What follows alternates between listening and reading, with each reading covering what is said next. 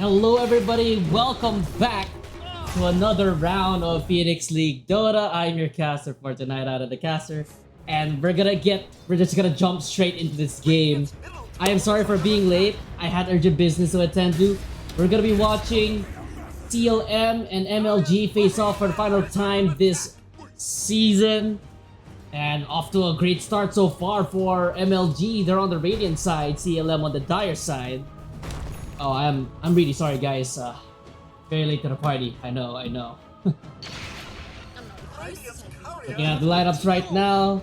Quick rundown. We got the Silencer, Faces Void, Medusa, the Shrek, Mars, and for Dire side, we have the Legion Commander, Earthshaker, Hoodwink, Nyx Assassin, Wraith King. So, slap on the mid Faceless Void, who isn't going Helm of the Dominator. Very curious, and also time zone. Something to keep the note of.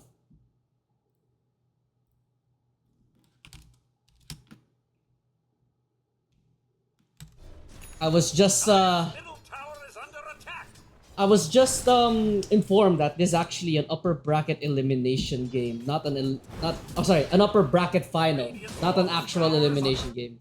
So I love it when I spread this information about the league. My bad, everybody. I'm a little bit out of breath. Top side, time zone gets dropped down. Weaver and Orphan, or rather, Weaver takes down Orphan. King and Aaron's first life will get taken out, but here comes a big, overwhelming launch coming out from Guji. He does have the duel at the ready, but Anarian still falls down, and Guji, he ain't safe himself. Meanwhile, bottom side, Side Shock takes down Saturday, and Guji still sticking around here. 10 more seconds until he gets his overwhelming launch, but another time dilation. Guji in a whole lot of trouble, will be falling down. Think Dagger won't be doing that much for you. Oh, Orphan. It's a pick off onto Reaver there. Alright, that's big. Time dilation a little bit off. Not sure what that's happening there. Let me get my fact shake right now. Oh, my bad. There's a lot more divisions here. Oh, wait, hold on. So the loser of this series will be fighting the bad guys. Winner of this one will be going to the grand finals. As Duel out here in the mid lane. Do they have enough damage? I don't think they do. The bash is from Slap, but the Echo Slam does get dropped. But Plunker, he falls down first. And beautiful bushwhack in the mid lane. Anarchist falls down. Orphan. Good rotation out from him. I believe that's a Guji mid. Mid LC, interesting. Blink forward here from the Iceman. Kills out Guji. Killing spree now for this Mars, and action-packed gameplay the moment I step right in. Oh, mama.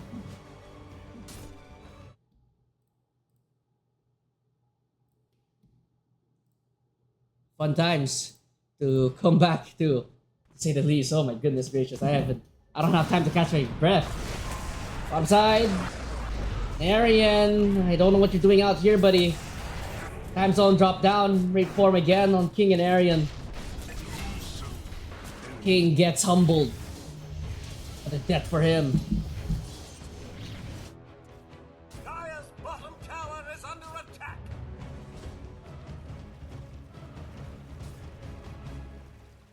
Dire's bottom tower is under attack.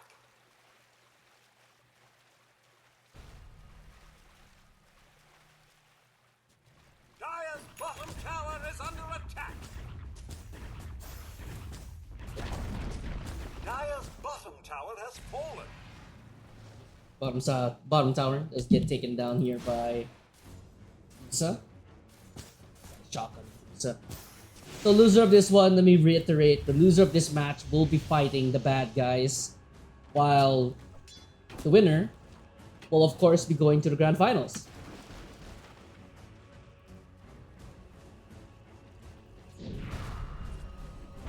Just so that everybody is on the same page as me. I'm out here spreading misinformation. Oh, Rick, he's dominating now. Iceman gets a kill there onto Saturdan, who's trying to get the Wisdom Shrine. Tip out coming.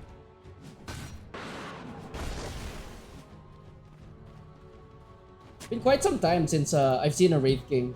Up the Spectral Braid Facet.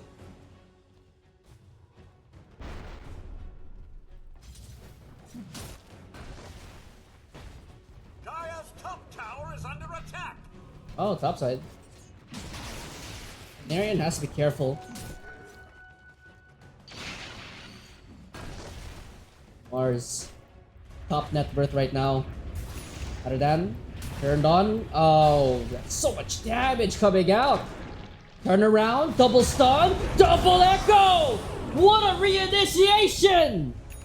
Yuji cleans up Iceman. Time zone gets dropped down. The chainstones are there. Slap should be falling when we're hit. Flunker can't get the damage off. Orphan dies to the time dilation. But it looks like they finally catch out Slap. Slap. Level 1. Actually, did they catch out Slap? Medusa shows up topside. Flunker gets hit by the time dilation. He misses the Fissure. Guji gets turned on. He's gonna try to turn around here at the Slap. Overwhelming odds. And he clicks the Twin Gate by accident. He will be able to get away from this one, and Arian will try to help out the Legion Commander, but he will give up his life in doing so literally. Gives up the first life. Gonna try to turn around onto Anarchist, so they have the damage. Bushrock will be coming through, but then Arian finishes that off. Sideshock now left all alone, does have the Manta Style, but does not have the Stone Gaze, and Arian is willing to fight this one out, but now he's gonna have to hightail and get on out of there. Big fight there. They wanted to get a free pick on the Nyx Assassin, but there's nothing ever free in this game of Dota 2. A little bit too close for comfort, however. Upside. The two supports doing the damage. Hold on, duel coming out! Saturday and Orphan! Serve the Medusa on a silver platter. I heard that's a delicacy in some places.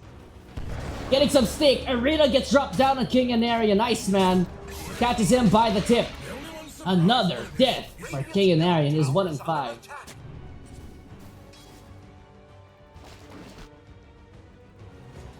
What an action-packed game to start things out. It's like as if I'm watching an SEA game. This is Australia Open Division, yeah. This will do nicely.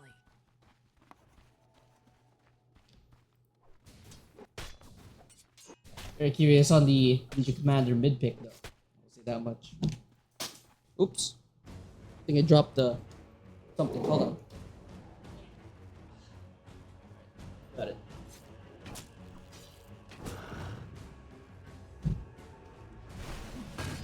But looking at both lineups right now, Slap mid on the Faceless Void is very interesting. Even the item build intrigues me. Usually, even mid Voids would go for the Corona Sphere, Aghanim Scepter, Radiance, Helm of Dominator. They would still do that just to be that annoying presence. But interesting variation to see here for Slap. And we've seen it in these couple of fights, where it's really difficult to kill this Void.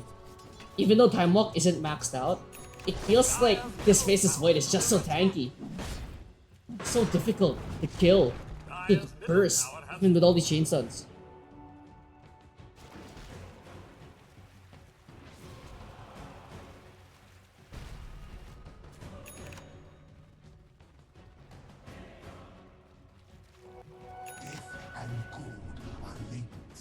Aradan on the hunt. Assassin closing in on Dagon. Another thing to keep in mind is that you don't really see a whole lot of Nyx plus 4s as Anarchist has to be careful. Running into Saturday in just a moment, but it's like I won't be happy.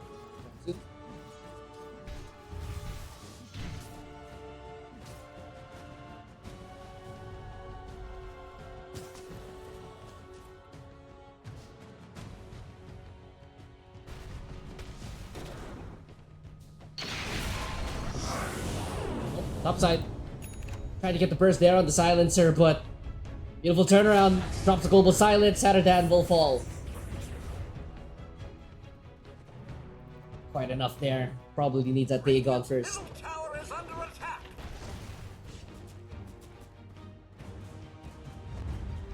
Dire's bottom tower is under attack. Radiant's middle tower is under attack.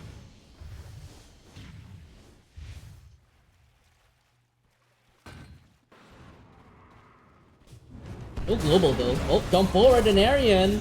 Is this really the target you want to go on? That is reincarnation. Lunker coming in with the shard. Do they have enough damage? They do have an Echo Stab, but it looks like they're gonna leave an Arian high and dry. Flick forward, Echo Stab. It only hits a creature. And here's gonna be the duel right on top of Anarchy. Scoogy gets that one. And Arian will be still dying. Slap. He jumped in on this one. Another stun coming out. Do they have the damage? A spear back. Slap. He's kiting around this one. Flunker falls down to the position for Leshrac. And again, this faceless void surviving. And Guji falling alongside Saturdan. 4 dead as Orphan had no TP to join his team. Dire's top tower is under attack. Radiant's bottom tower is under attack.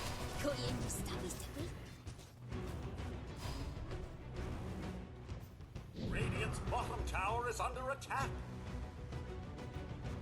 It feels so weird that the faceless void doing this much tanking when he didn't even before the clone. Radiant's bottom tower is under Was just doing so much damage. More mentor taken there by the side of MLG. bottom tower is under attack. Shot for the Leshrac.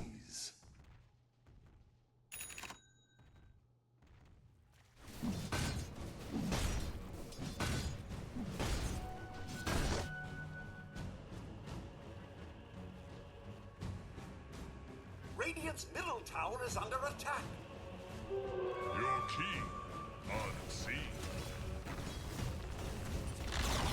Radiant's courier has been killed. Tower does fall down, but creeps there and going for the Desolator.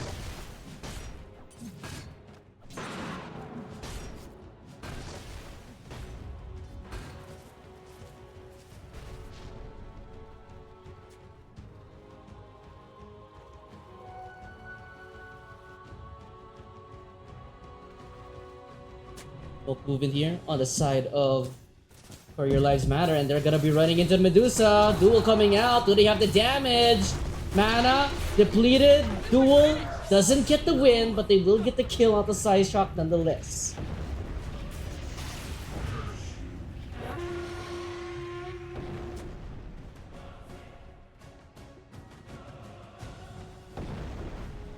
Radiant's bottom tower is under attack. Oh, will be going out right on top of them. But the beautiful Fisher gets a 3-man hit. Will stall things out for quite a bit, but it looks like Saturdan should be going down unless he's too speedy on his pesky cockroach. Beaver's gonna try his best. Does have a Yule Scepter just in case of the TP out, but Is under attack. really making him work for it. Will be coming through. Saturdan Killed. turns around. Yule Scepter on the Leshrac, but Saturdan can't get the finish. Iceman gets another kill. That's the first stack of Desolator on the Mars.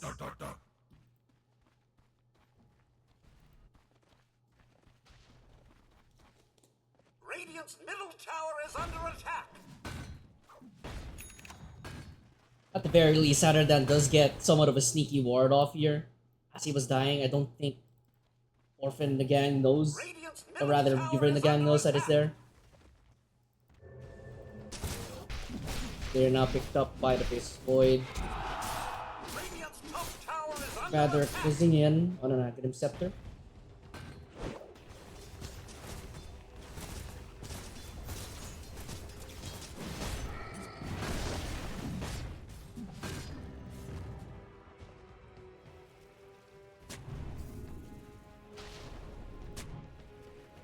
Man, watching these two teams square off again and again, it feels like it's like a long storied rivalry. And I did get an interview from both of these guys from both of the teams, and they said that they've also competed against each other in other tournaments. It's only correct that we have them here in the first round, in the first ever Open Division Australia ever. History made. Good achievement for these two teams. Lunker, ooh, getting close. Lunker ran into the smoke. Unfortunate.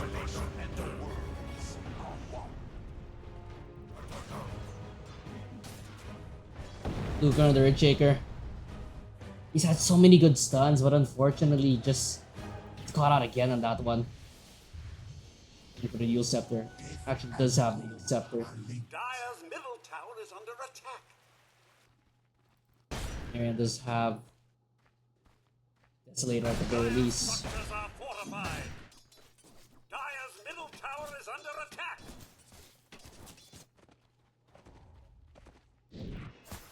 Medusa closing in on the butterfly.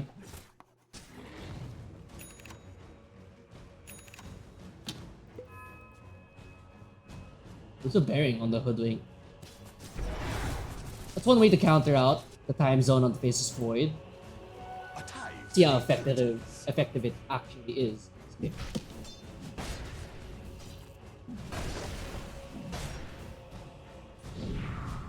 Oh, Orphan. It's caught out. Blink forward from Reaver, a little bit over with the blink though. Orphan just barely able to survive that one. Catch you later, Dingleberry. Even drops a voice line. The dude.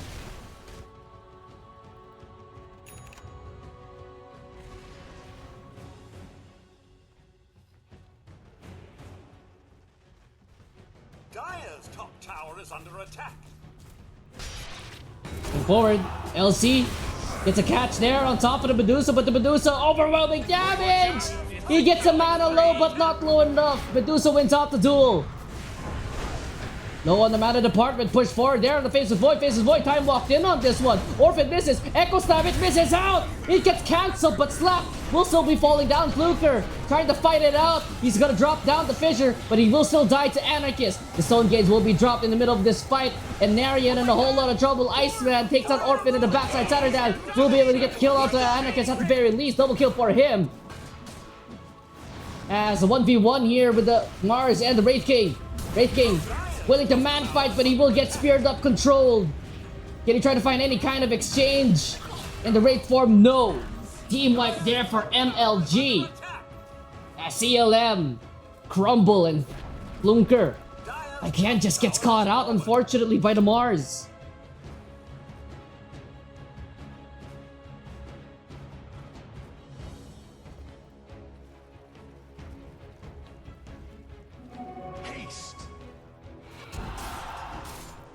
That duel felt like it was a little bit too overzealous. I get him on the duel, yes, but there was just no follow-up for such a long time.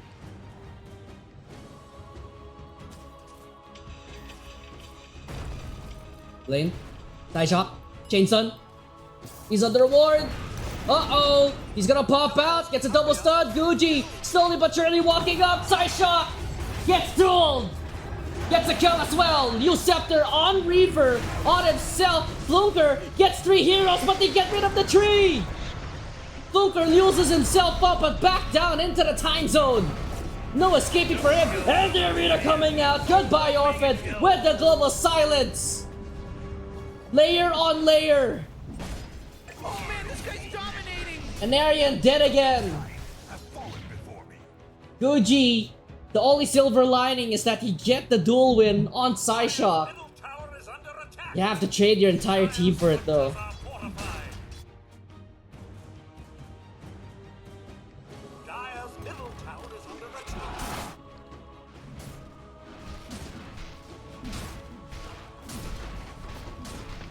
Dire's middle tower is under attack. Dire's middle tower has fallen.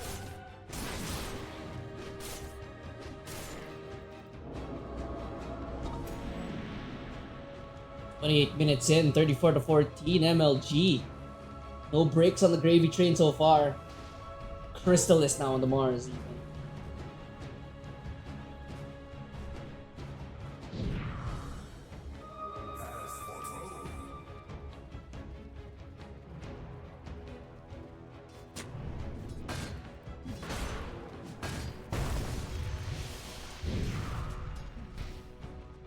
At the very least, Flunker does have the Shard, does have the Fissure. Can clear out these waves quite easily.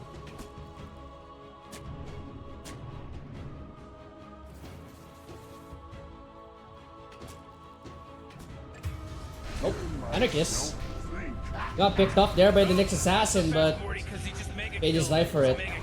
I mean, at this point in time, you're gonna take that if you're on CLM. As for Sean, getting tempted now. The side of MLG, and I don't think CLM have any answer for this one. Luker is in the mid area, but I think they're unaware that this is happening.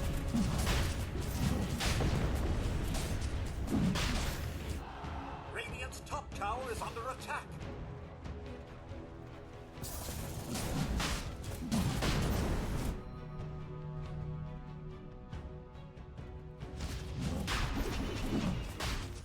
Roshan has fallen to the Radiant.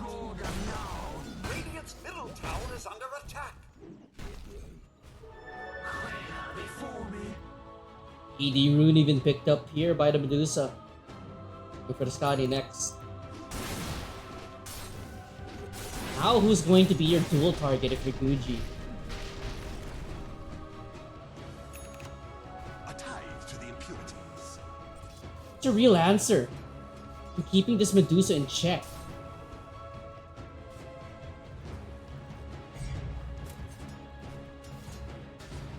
Dire's middle tower Mid is lane under attack. being pressured now by the Medusa. Yet again, the Fissure and the Enchant Totem Shard clears out most of the creep wave.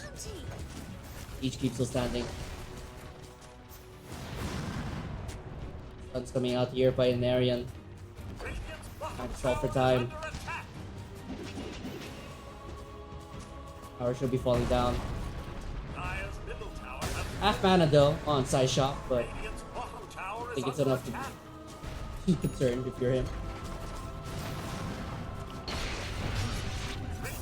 Mana, jump forward, Iceman. Get to jump on Saturday, and Aegis will be falling down. And Arian still has his reincarnation. The jump forward, gets his own gaze off, and the duel. It's a blink forward from Fluker, but the silence! Fluker, he's being spun around. He gets off the Echo Snap. Can he get anything? I don't think he can. Only a monster because they got a triple kill. Iceman triple kills it. Unfortunate there for that Legion Commander as an Arian. He tries to push forward. He gives up his life for it. Can he try to find any type of exchange? No, he cannot. Middle racks fall down, and it looks like MLG, they want to finish this game up. Only Orphan alive. He's being chased by a silencer right now. Dire's middle tower is under attack. Next assassin up in 3 more seconds. Structures are fortified. Fortify. The tier 4, Saturday. Under attack. Forward there. Flap. There's a Lincoln Sphere on his face as Void. Very tanky. Dire's Ancient is under attack. Ancient exposed. He didn't go for the GG. Stun misses out by Saturday though. Break going through on top of the Medusa. Scotty as well picked up by him. Saturday walking forward here. Reaver as well, but the arena only catches out onto one. But it's a kill nonetheless. Meanwhile on the backside. Oh no, that's a real target. Fisher as well. Gucci gets it, but he gets deleted by Iceman. But that's your main pusher dead. Dead for 70. You lose out your Legion Commander. But now I think CLM should be out on the prowl. I'll decide against it. They hold for now. But it looks dire for CLM.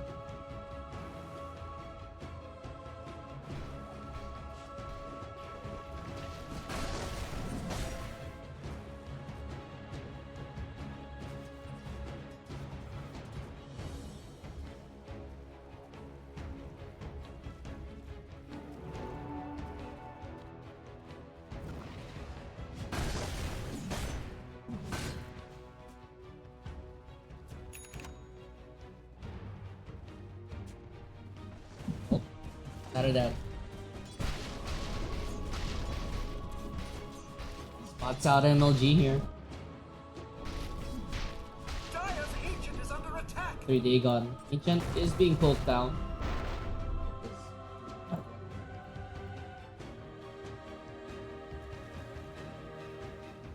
Saturday's on the hunt right now. Hextech picked up here on the track.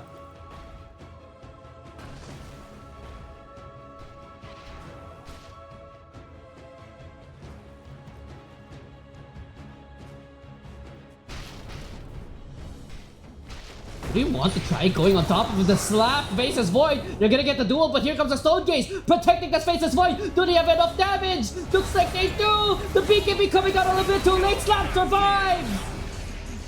Flunker falls as well. Disastrous from CLM. It felt like it was their all-in play, but they tried. The house will win. Dire's bottom tower has fallen. And it feels like game number 1 will end off the back of that Tower is under attack. attempt, a last-ditch effort to try to keep this game competitive. And Narian pushing out the wave bottom, but Attack. they're gonna call it GG. Radiant's middle tower is under MLG, Radiant victory. they're one game closer to going into Grand Finals.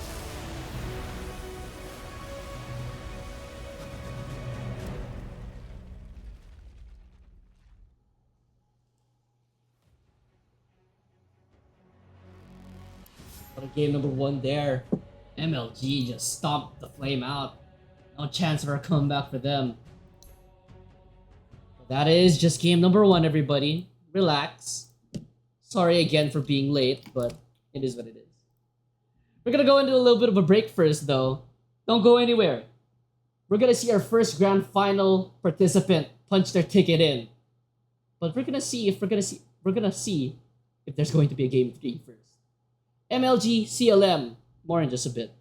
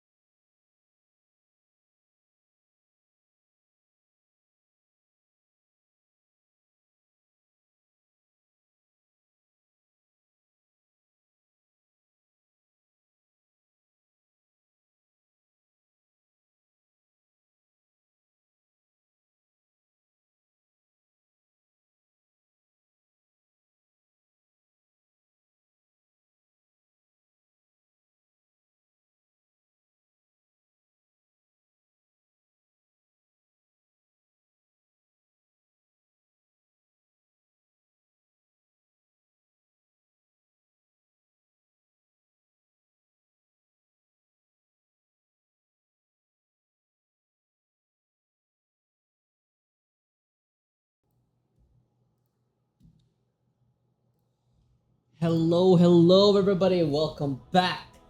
Game number 2, MLG and CLM. Game number 1, of course, going to MLG. Now going to be looking at draft. Game number 2, looking at MLG. Raptor, Lich, Clock, Lifestealer, Leshrac banned out. CLM, Diorsa, Dawnbreaker, Lycan, and Silencer. Banned out for them. First pick will be the Magnus, while CLM follow up with the Earthshaker. 5 seconds remaining. Shout out to the Flunker Magnus. Gave me a lot of content, I will say at the very least.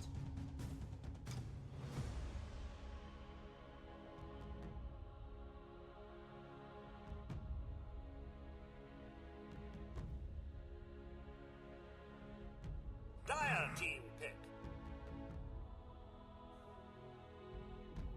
Rubik banned out instead of CLM.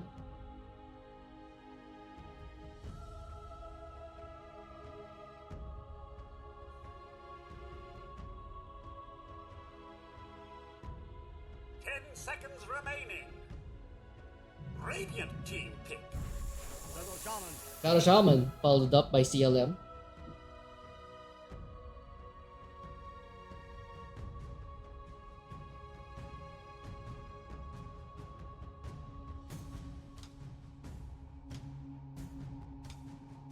Seconds remaining. 5 seconds remaining.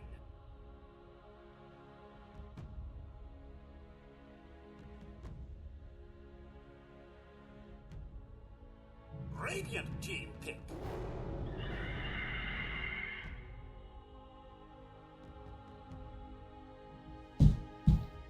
Phoenix for the side of MLG. And hold on, I'm gonna try to see if I can get a co-caster up in this place. I don't want it to be a lot of dead air.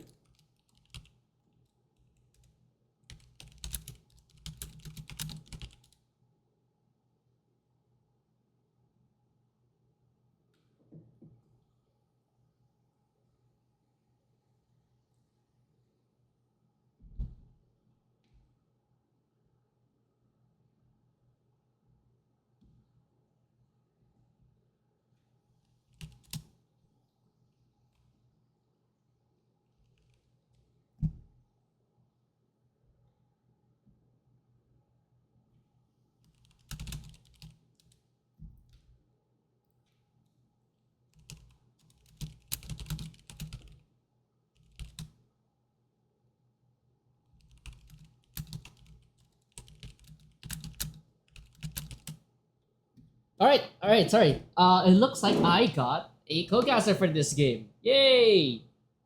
Krails will be joining me in just a moment. He's gonna give hopefully he gives enough brain power to this cast. Because right now I'm just head empty, scream at Mike. Ah! Anyway, Juggernaut gets picked up by MLG. I will say we don't really see a whole lot of Juggernaut after what happened in the grand finals of TI. I mean, shout out to Ame. But I'm not saying that Ame's Juggernaut is bad, but rather people just saw like there were just so many unfortunate things happening with this Juggernaut, not getting the right bounces on the Omni Slash.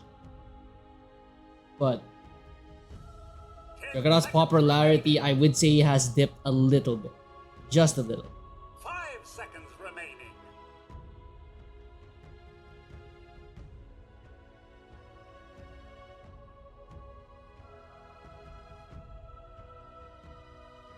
Radiant team pick. The undying waits.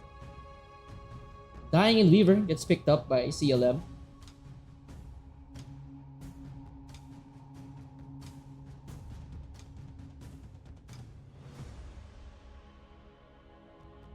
Seconds remaining. 5 seconds remaining.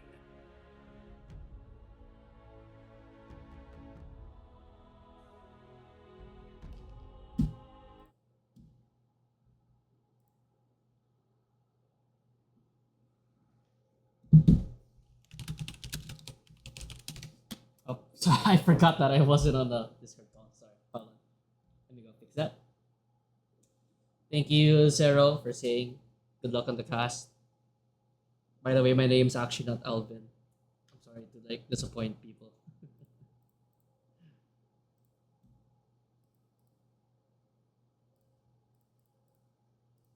Right? There you Hello, are. hello. Hello, Mr. Can you? Kreos. Yeah, Hello. I already was fixing it up. But yep.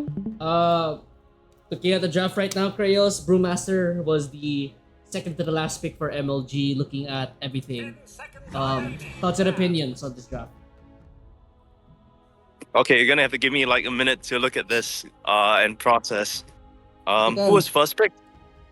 First pick, Magnus. Okay. Uh. Okay. This.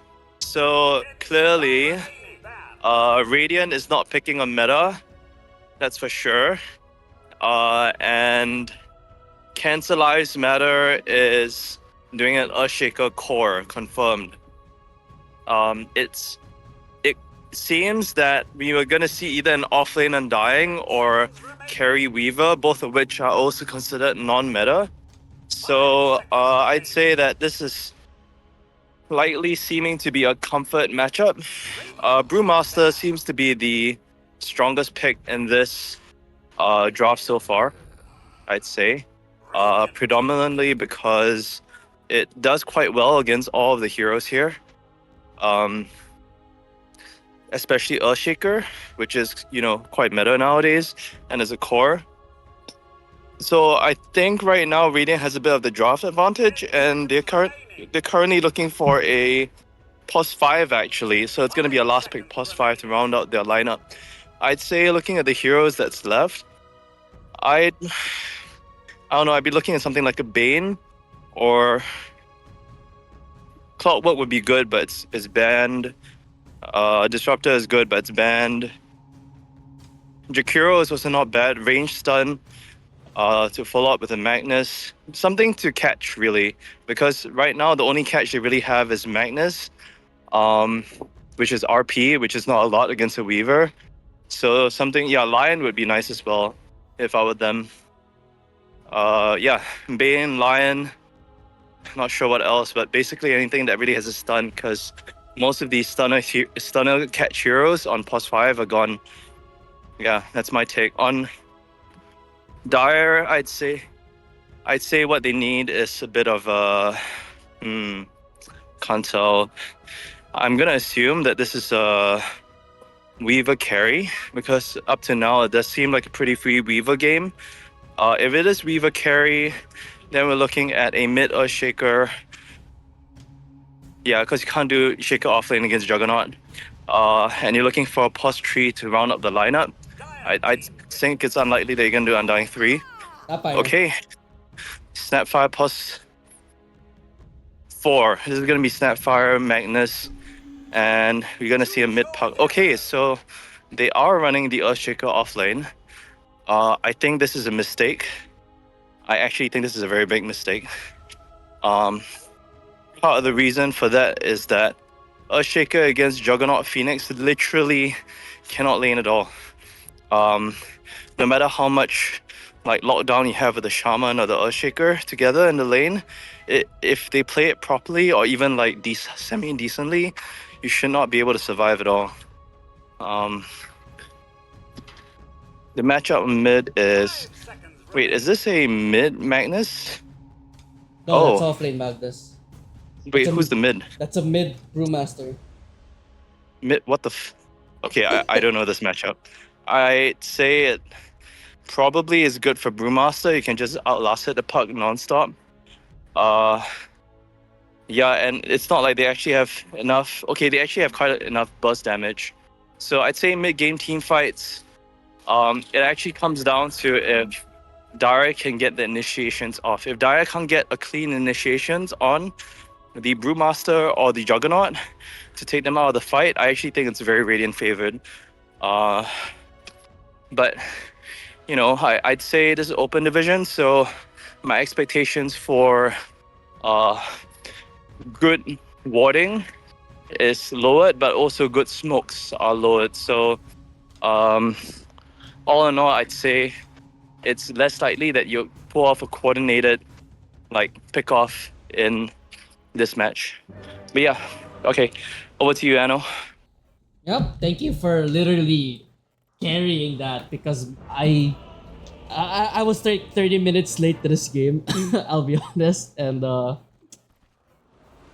yeah, and game number two, straight up CLM MLG. I will introduce these players for potentially the final time, or no, not the final time, but the final time for tonight.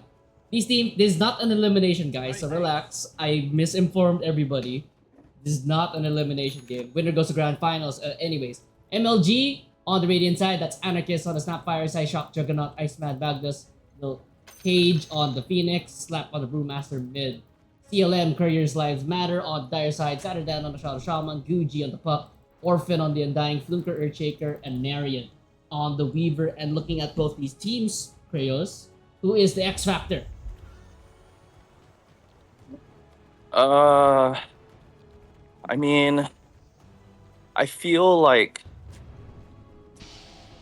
I don't know, to be honest. It's a little bit of a, if Puck is smurfing, he can literally carry his team 1v9. But if he's not like gonna completely dumpster the Brewmaster, it's gonna be a very slow, painful death when Radiant hits the time. Everyone. Yeah, you caught out a little bit there, Kreos, but it's okay. Kreos? I think Kreos just died. Remember sportsmanship. Anyways, looks like both these teams will be giving up 2 for 2 bounty runes.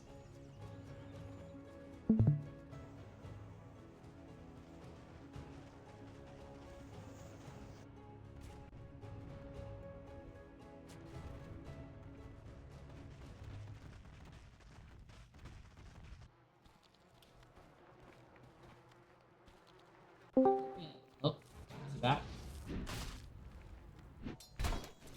Are you back, Mr. Kreos? Are you alive? Is Kreos in the room with us? Hey, sorry, I gotta get. Well, it's fine, Kreos, if you can't,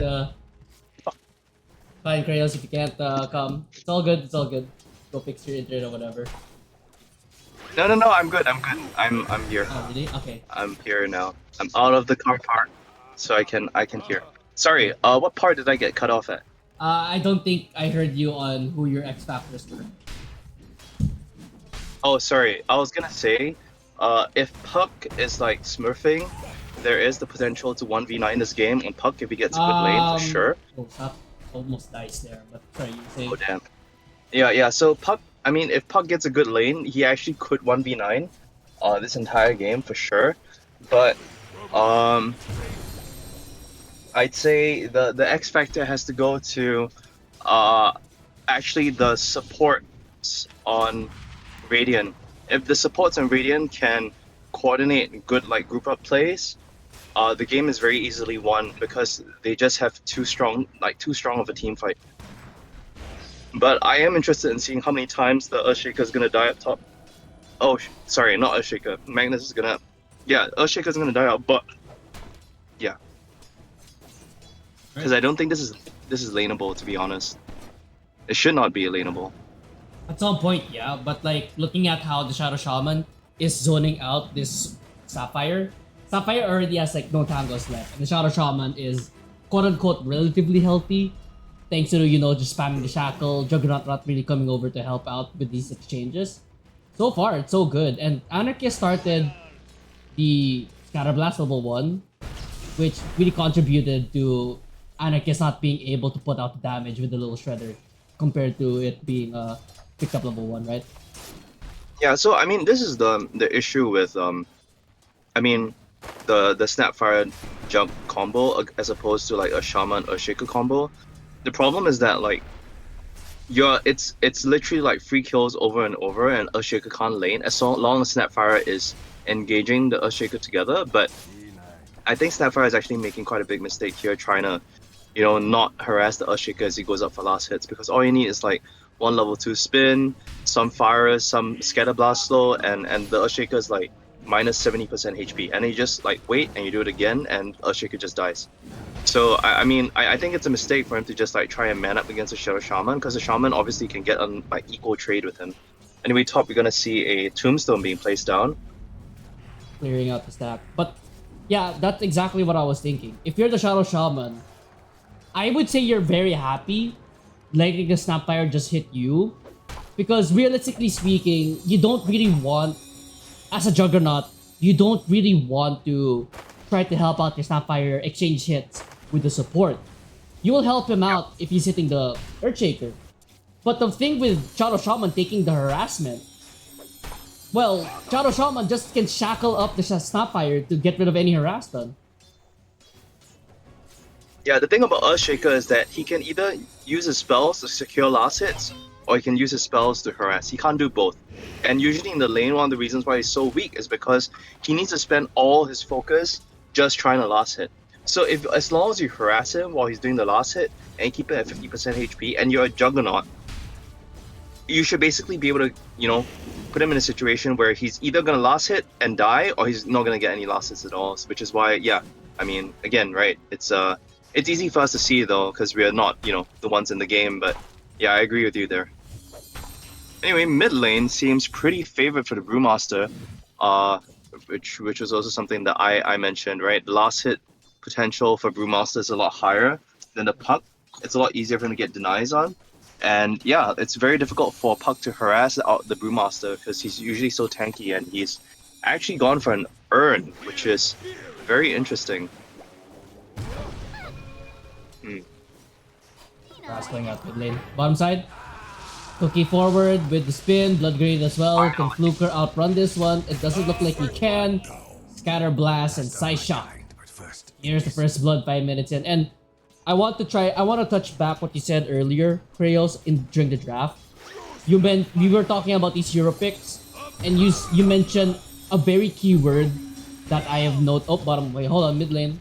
Cackle going out on top of Slap, but Slap, he's very tanky on the Brewmaster.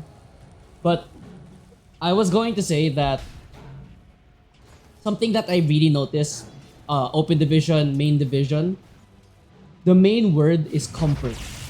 They don't draft necessarily for meta, they draft for comfort.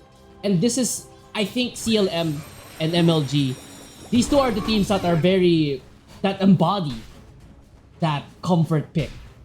Comfort over meta. Like you mentioned that, who was it that you said was a meta pick? Or rather a comfort pick rather than meta? Brewmaster, probably. Yeah, Brewmaster.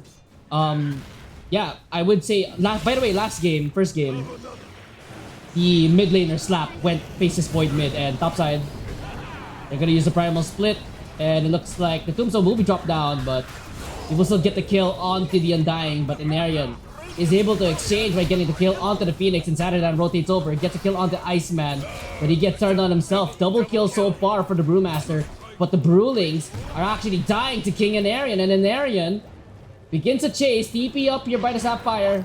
Doesn't look like he has the attack speed for this one. Slap, literally, again, gets away with murder on the mid hero.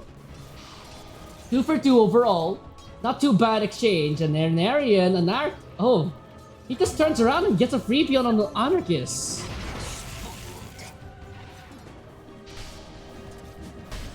Not the way you want for the side of MLG. The very least, Slap with a double kill topside. Yeah, this top lane is actually really difficult to deal with for on the side of Radiant, because if you really think about it, right, what is a Phoenix Magnus gonna do against an Undying Weaver if they don't like 100 to 0 like either one of the heroes, right? Weaver and Undying are the king of like slow death by 1,000 cuts in the laning stage. And if you don't really have any real catch or proper rotations in that can catch the Weaver, the guy's gonna live every time, and you might even die like, feed like over and over again and not get any last hits in the laning stage. Which is why, honestly, I'm actually incredibly impressed that the Magnus is getting so much out of this lane, because, in theory, the Weaver should be like destroying everyone and destroying both of them in this lane. I will say, I am actually kind of looking out for this Weaver in the late game because if he really thinks about it, there's only one source of catch for him in the whole side of Radiant, which is the Magnus RP, maybe an unlucky cookie snap, fire snap cookie, or a unlucky Omni Slash with a dust. But I mean, even then he has time lapse, right? So he should not be able to get to die. I would say, Topside, honestly, BG coming over with rotation. Dreamcoil will get dropped down. RP, beautiful one onto an Arian already used a time lapse, and they turned this one around perfectly. Phoenix will be going down to Guji. They get the Shackle as well on top of the Magnus. They take down the Tombstone, but at what cost? Primal Split will be placed down once again, and it looks like the Shadow Shaman will take down another death. The Void Spirit on the Primal Split will be able to drag back Saturdan and Orphan. He's not safe. He's under his own tower. But the Brewlings, oh wait, time. Brings him back. Orphan uses the stick. Slap, taking whole tower damage. And Arian now back in this game. Middle tower is under attack. Do they have the chase though? It looks like they might. Slap. Weaver tried to cut him off. Oh, the jukes. The happy feet. But what Slap, the hell? I think he should be falling down. Orphan, he's gonna burn to the sun ray. And Arian can't get the kill. He's stuck between a rock and a hard place. Slap, does he have the attacks? No, not enough. Mega kill going by an Arian. He lets his Undying die so he can get a mega kill streak. That's big brain moment there. Fortified. I'm gonna be honest that Storm and accidental press of the portal gate almost cost them. Could have saved the Undying there, but you know, you still get the kill on the mid laner. You get solo XP. It's pretty good. Yeah. He died. I was He gonna let him say- kill them on purpose so that he can get bigger streak. I would say though, if I was like watching this guy's like in real time, I'd be telling him go for maybe like one or two like straight damage items like Daedalus or Endesso, and then go for one Manta, because if you're really like willing to play balls to the walls for this, the Manta can dodge both spells that can catch you, the RP and the Fire Snap Cookie. And it can also prevent you from getting, you know, lingered on dust. So I would be very, very happy if I see him go for a Manta like as third item or something, because at that point, I think if he plays properly, he is literally unkillable to anything. You can't even get a Orchid to deal with him at some point of the game. Orchid being queued up right now by the Brewmaster, by the way. Yeah, I mean, it's the only thing that solves the Weaver problem right now. Oh, It's a killing spree. Because you triangle. can't really yeah. Dream Coil. Anik is dead.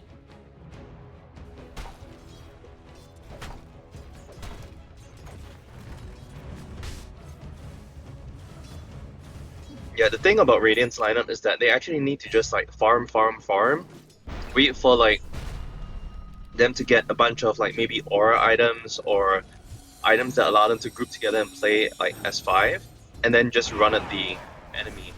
Perhaps a pipe, or maybe an urn is good for canceling the Playing Dagger Shaker, but I would say that's all they need, and they can just walk down lanes and they can't do anything to stop them. The top side, Saturdan falls down.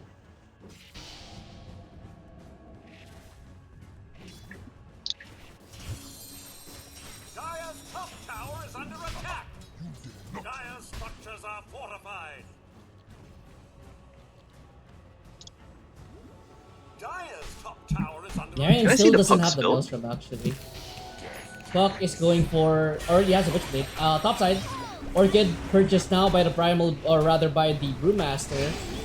Coil plays down as well. Do they have enough damage? There's gonna be the time lapse, and they're gonna drop down the egg, but the Puck will be burning. Do they have enough damage for the egg? Yes, they do. But here comes the RP. Dropped on two, but Flunker! With the Echo save! But Again and again, holy- Flunker! But Slap gets a kill onto the Narian. Boy, killing He also gets a double onto Orphan. Do they have enough damage? But here comes the Juggernaut. He gets shackled up, and Fluker is able to finish off that pesky Brewmaster. Saturdan drops the ward. Oh, the damage! Saturdan with the ward!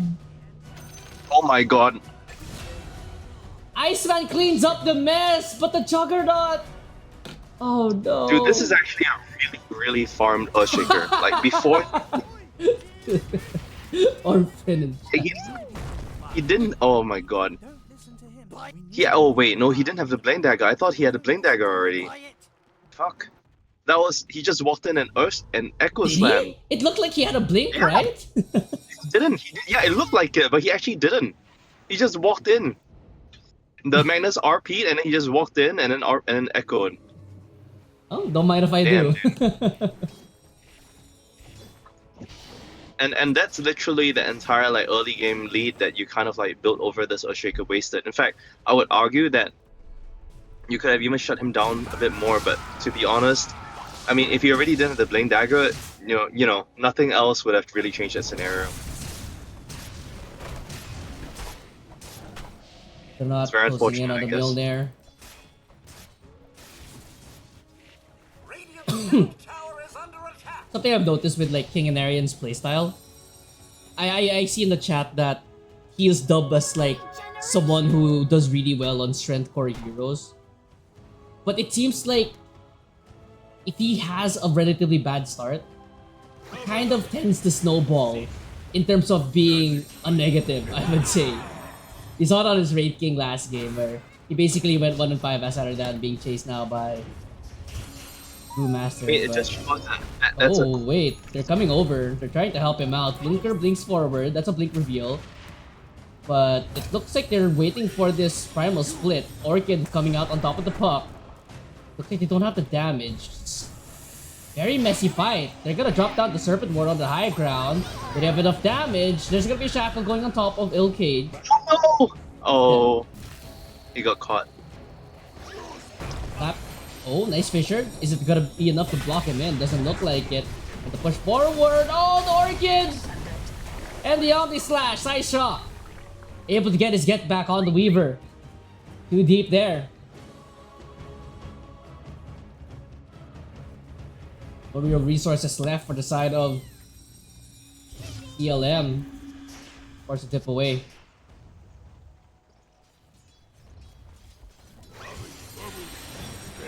Another Orchid coming out here, but the push forward here for the Magnus. Magnus with the RP. Flunker! Hecka Slama Jama! But they only get the one kill of the slap. The egg will be popping here. But 1-for-1 overall. It's a mid for a mid. Offlaner It's both like this- use their ultimates. This is It's the not the second time I've seen an RP into instant echo, and Oh. only one person died immediately. An Arian able to time lapse off that damage. Ill Cage and Anarchist both falling down. Radiant structures are fortified. Man, Flunker. This is what I expect to see from Flunker on CLM. I've seen so many games from Flunker where he just comes out of nowhere and just turns the tide of the fight. Last game, he was also on the Earthshaker, but MLG did a really good job in shutting him out. They always made sure he couldn't blink in. They were forcing him to use Echo Slam to save himself instead of saving his team. But in this case right now, they don't have the same control if the Brewmaster doesn't run at him with Split. But that's the thing, they have the tools. In fact, I would even argue that this is a really bad Earthshaker game because there are three heroes that can kind of like stop him. You know, there's a Phoenix who can just throw spirits everywhere and keep at a safe distance. Snapfire should be at a safe distance. Brewmaster should have a split, and Juggernaut should have his spin, you know, to stop the Earthshaker from doing all that shit. So I would say that they actually have the tools to deal with the Earthshaker. It's just that the Earthshaker is positioning very well, clearly, because he can just walk in and Echo Slam. But the other thing is that, you know, they are not looking out for him, and it's a clear thing to think about, right? If you're gonna RP someone, you need to make sure that like the RP is safe. You can't just initiate and then expect that, oh, I've initiated, we're gonna win the fight. That's not how it works. Under attack. Yep, well said. And smoke up here from the side of MLG. Radiant's middle tower Going into the is under triangle. Only person in this area is Flunker. Doesn't have a blink dagger. It's on cooldown, just to make things clear. Curious item build right now for Slap. Going for the Glimmer Cape next. I would maybe consider opting into maybe even a Mage Slayer. But I will say Slap is one of these unorthodox mid laners Radiant's in middle Phoenix tower is League under in this attack. division. I mean, wait, are you talking about the Brewmaster? You mean the Brew. mid? Yeah. I think Glimmer Cape is actually a genius item here. It Hmm. makes a lot of sense. It I mean, think about it, right? As of right now, all the burst damage, and in fact almost all the damage except for the Weaver, is going to be magical. And there definitely will be a lot of Dire's middle tower instances is under where attack. after the split, you're gonna want to just glimmer out, right? Potentially. Or even you might want to save one of your teammates here. I think it makes a lot of sense. The other reason being that a lot of the way the Dire lineup works is that they kind of need to burst slash lockdown someone, and even getting that little bit of like glimmer, maybe even force staff, Yos, can really break the combo and turn around the initiation. So to me, I think the objective of Dire is to burst down the Brewmaster in fights, like get him, kill him, before he gets his shit off. And Glimmer actually does mediate a lot of that risk. Obviously, it's not a BKB, but if you have a Glimmer Cape and a puck, coils you, silences you, Earthshaker does shit, on you, and they don't immediately come out with a dust or sentry, you actually are able to get your ulti off. And I would say that this is very likely because, as we mentioned, this Brewmaster pick is a comfort pick, and he's clearly played it a lot before. He's very familiar with the heroes, and he understands like what items he needs to get to ensure that he can continue to play the game that he needs to play. I mean, shout out to Slap, man. He has these. In our division, it would be called whack as topside. It's running at this King and Aaron Beaver. Is he just straight up dead? Oh my! He's just straight Yeah, up so dead. that's why you need the Manta, right? Because if you have a Manta, they literally cannot do that. You just don't die anymore, ever, right? And yes, part of the reason why that happened is because you just showed up to you didn't position well enough that the Brewmaster could have not walked up to you with an Orchid and killed you instant 100-0. But Oh, do they have enough? TP out. oh, I like this. But the score back there onto Saradan. Drops the snake, but doesn't really change the outcome. Has to watch out. Oh, Echo Slam! Oh, this is a terrible Echo Slam. Assassination complete there on the side shot. And, They yeah, dropped the sorry. egg, they dropped the split. But Fluker will be dead. Okay, there. Fluker. Wait, Saturday kills Anarchist with the war. Wait, what? That's kind of worth it, no? Yeah, it is. But the Now fight they- is but the still thing- ongoing. The slippery Tombstone heroes. still yet to be placed down in the middle of everything. They do have an RP, but there is no egg. Here comes the pushback, but the silence coming out. The Dream Coil as well. They have nothing in the tank on the side of MLG. Slap.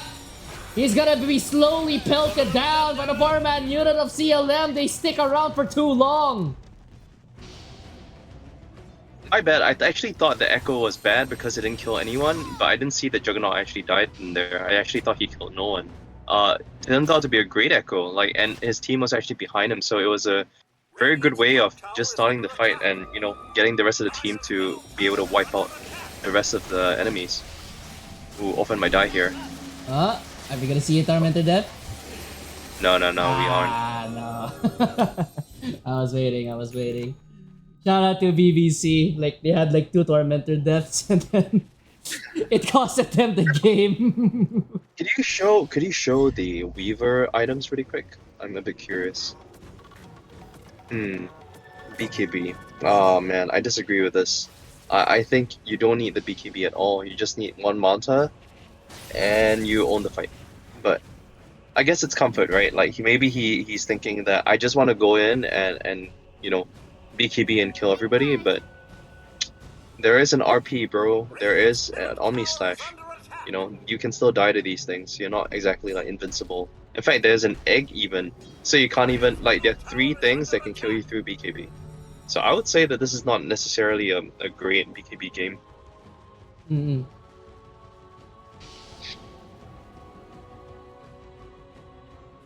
But yeah, Manta I would say is the best item to go for here for sure. Not only do you have the potential to dodge out Supernova, dodge out RP, dodge out the Omni Slash by microing a bit of your illusions and even the Snapfire Cookie, but also you can deal with the Orchid.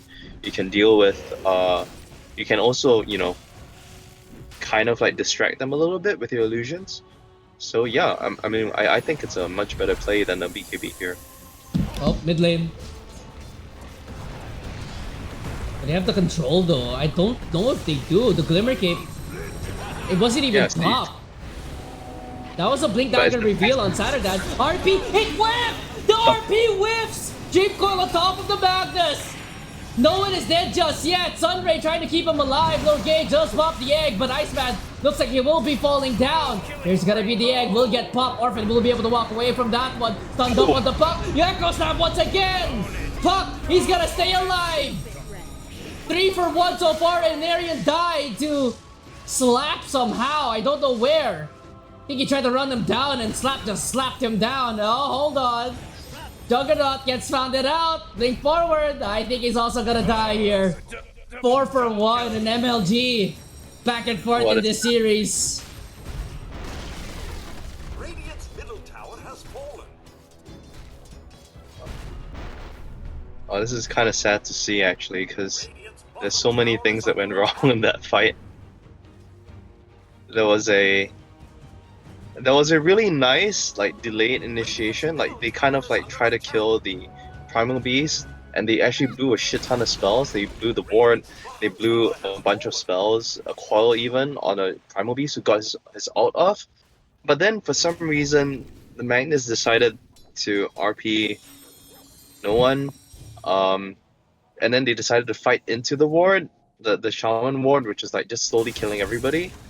And yeah, I mean, and they also win in 1-on-1, right? They kind of caught the puck with the Phoenix ulti, but actually there was like a little bit of HP. If Jug reacted just a little bit faster, he would have been able to get like 2 hits off on the puck, and the puck would have died there. So rather unfortunate there, but definitely, I mean, I actually think Raiden needs to play a little bit more coordinated here, and also they need to think a bit more about initiating properly on the Weaver or the Puck, especially before the Undying save comes out, because once the Undying gets the Shard, which is a save for the Tombstone, literally nothing you do to catch the Puck or the Weaver will matter. Like you can RP them, you can Orchid them, and all they gotta do is just get Tombstone, and immediately you can just blink out, you can use, you can time lapse out. Yeah, so Wait, concerns out. wait.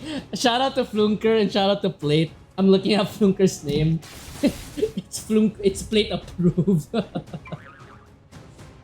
A little bit of an inside joke, but basically, Yeah. when me and Plate casted these guys, we were joking around that there was like a Plate approved play or whatever, and this is one of it. Jump forward see. here and Psyshock gets text, but you will be able to spin away. I like it when teams have these like sponsor tags where it's like very coordinated. Like you have Anarchist with Noob Psyshock, and then Psyshock with My Team Hates Me. Then you have Damn. Iceman saying that he loves goth girls, and then we have Oh, Curious yeah. George.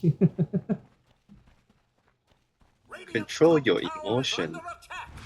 Any real ones would know that one. Tier 1 tower falls down. Tower has fallen. Good lane. Okay, so the question. Coil comes out there on top of the Brewmaster, but he just simply he just walks away. I mean, what can you do? There's a very weird thing happening here. I feel the Brewmaster is going for he went for the Vessel, the Orchid, and then now he's going for the Shivas, and then slowly he's going for the Radiance and Boots of Travels. It's a bit weird and interesting to me, because clearly this is a build that he has kind of like thought about and practiced. I would even go as far as to say that this is probably like his go-to build for almost every single game. But honestly, it's a bit strange. I don't necessarily agree with this one, because the fights and the way that you want to take it are kind of like decisive, if I were to say clearly, on the side of Radiant. Like you want to kill them with pressure, but I don't know. Then again, is there an alternative? You know, I keep thinking that maybe if you just transition to a bit more right click, a bit more BKB basher kind of shit, like it would be a lot more impactful in fights. But I guess maybe if he thinks that his role is to kind of like just run in and be so fucking annoying over and over, like continuously throughout the whole fight, just provide vision for the damage of the Juggernaut to catch up, it will be fine. But as you can see, right, like the Juggernaut's damage is actually super kiteable this game. There's so much shit that can stop him from right-clicking the enemies. He's going for the Aghanims, but That's something what I've Yeah, like- noticed with how Slap plays his mid heroes. In game number 1, he went Faces Void mid with the time zone. Hold on first. oh no. That is not good. Magnus will get caught out. Tombstone goes to get dropped down. Do they have enough for the egg kill? Looks like the egg dies, but Magnus is able to live. So they keep the RP at the very least, but they give up the egg and the Phoenix for it. But I was trying to say, Slap and his mid heroes. Game number 1, Faces Void, time zone on the fast set. He had Mage Slayer. He had Lincoln Sphere. He was basically a menace. BKB will get popped here by an Arian. Do they have the lockdown for this Brewmaster? It looks like they do. They do not, actually. I might have spoken a bit too soon. Here comes the RP. Onto 2. And Aaron gets caught up. And here comes the Echo 7 response. But it doesn't matter. Psyshock delivers the Omni Slash and Slap. You mentioned that he was annoying. There it is. At this point, it has to be a meme. Like, it's just RP Echo Slam, RP Echo Slam, over and over. Every fight. What? the hell Orphan! What? Orphan, what are you doing? 4 in a row. That's 8. He's now dominating. What the hell? People receive.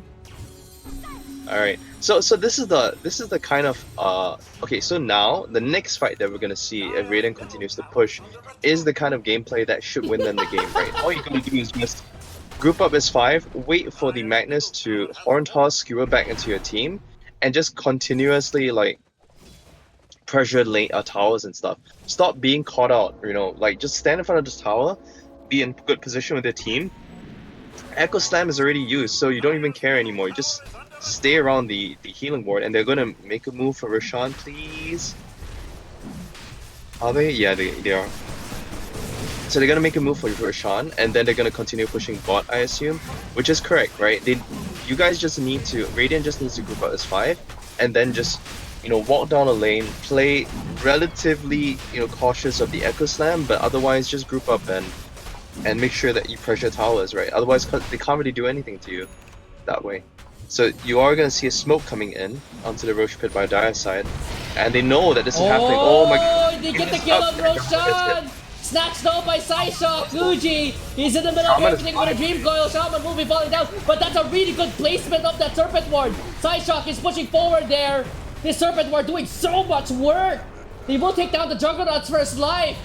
Chiva's guard on Slap, but who do you focus on here? There's gonna be another spin for the Juggernaut. Atticus will be falling down to Guji. There's gonna be Yule Scepter up. Egg gets knocked down, but it looks like Asnarian gets caught out. The sharing, no, not enough. Orphan dies. Psyshock double kill. Flunker between a rock and a hard place. They tried to contest Roshan. You get the kill, but you all lose your lives except for the puck. Yeah, and only now does the Echo Slam come up, right? So this is why we see that Radiant's actually so strong, like when they're together, because the way their lineup works is that they actually control areas really well, and even if you can kind of like, as long as you don't kill one of them, the Phoenix will heal, the Snapfire will disrupt the fights a bit with Cookie, there is an RP to come out, and you have a Brewmaster running in, doing all sorts of bullshit, while the Juggernaut's like just waiting for the perfect moment to Omni Slash. Obviously you get the kill initially on the Juggernaut, who was very low, but we do see the problem with Weaver if he doesn't have a way to mitigate the damage from Omni Slash, right? Once he had the time lapse, he just used the time lapse, and then Juggernaut's like, hey, you know, we have vision of this guy, even though he goes to Invis. I can literally just Omni Slash him 100-0 now. And that's what happens. Just like that, MLG. It looked like they were slipping in this game, but now they're taking full control. Flunker's still dead for 10 more seconds. Come forward, Coil again. Juggernaut is willing to fight under it. Swift slash use. There's still a BKB available for King and Aaron. They also have that's an the RP. premature one. But they're gonna keep fighting. Tombstone will be taken care of. Echo Stab once again. They will take down the Juggernaut. Man. RP is too little, too late. But the time lapse was used. They're gonna tag it back Oh, with the sword. no. There's gonna be a shackle on top of everyone. Flunker is alive, but not for long. They will kill off the Phoenix and the Sapphire. All for Flunker so far. Magnus will get chased down here by the Puck. He's gonna pop the BKB. Yule Scepter up.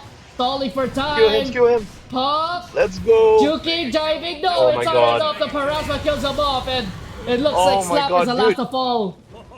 If he skewed him just a bit further, he would have died. Ah. Oh well. Okay.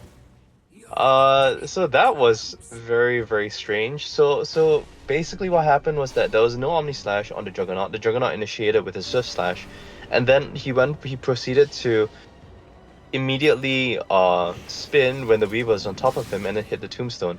At that point of time, he should have realized that, hey, you know, that whole enemy team's coming back up. I gotta get the fuck out, right? And he doesn't realize this.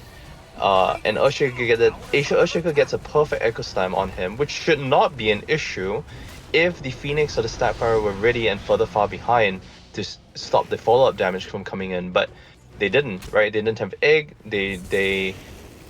Starfire only had his ulti like really close to the tower and then was immediately stopped by the Shaman.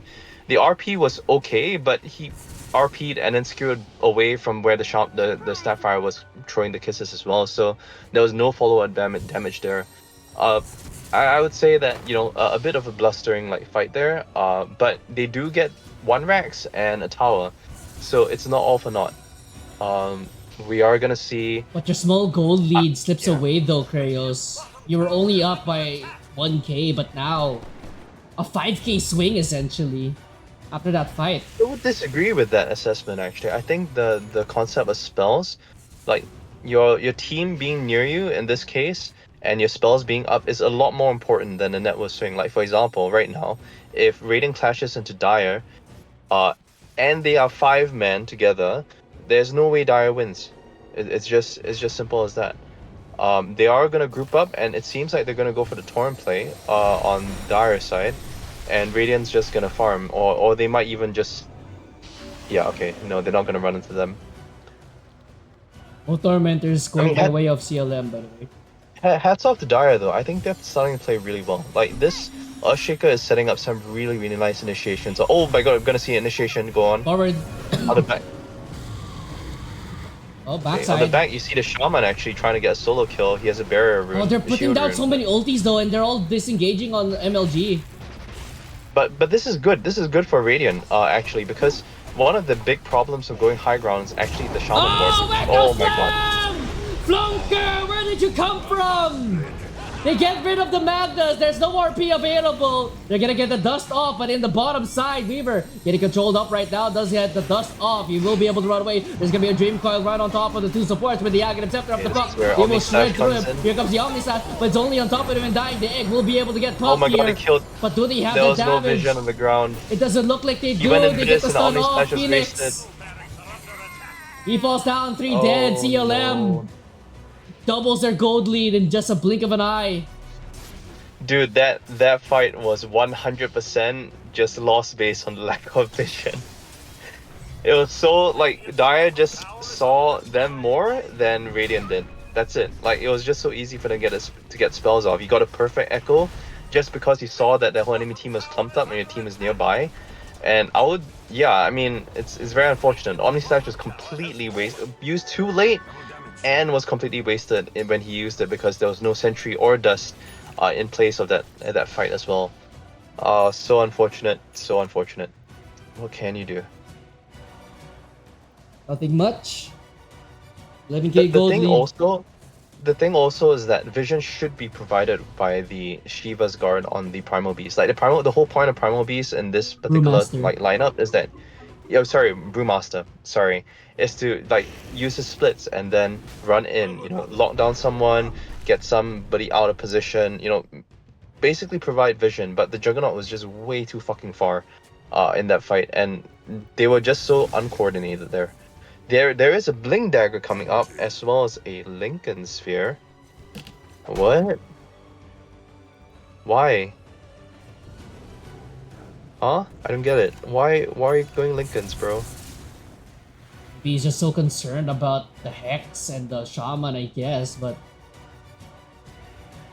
But the thing is that you're already losing a long drawn out fight. Like the longer and the more drawn out a fight becomes, the worse it is for you, right? You only care about killing people the second you swift slash them and or an RP comes out right now. So if I were the Jug, I'd be going for Butterfly, man. Like just and or something with even more damage, like Daedalus or some shit. Maybe not Daedalus, but like Butterfly for sure, right? Butterfly and then Nullifier. And then you just wait for the RP or wait for the Skewer play and you just kill that one guy and then you just keep doing that over and over. Rather than this. I don't like it. I don't like this Lincolns at all. Because if you think about it, right, his logic is probably something like, oh, you know, I'm afraid that I'm gonna get killed in the backline by the Shaman. He's gonna, you know, hex me or and then they're gonna chain stun me to death. But two problems. One, if the Shaman really wanted to, he could still break your Lincolns and then immediately hex you, right? And your Lincolns is completely gone.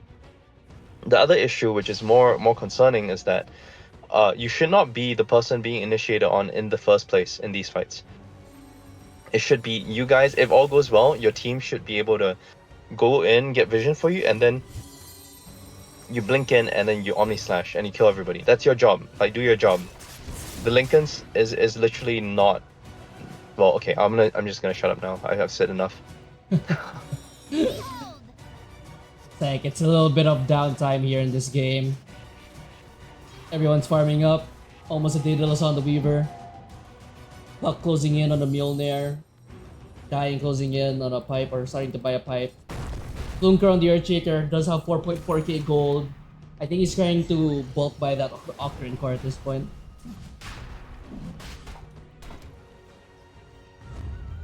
Refresher shoot soon on the Shaman as well.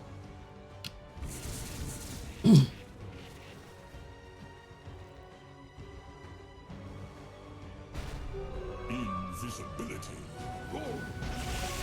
Both with it here on the side of MLG. Flunker on the Invis rune. Does break the smoke of the Phoenix, but I'm pretty sure he's unaware that he just did.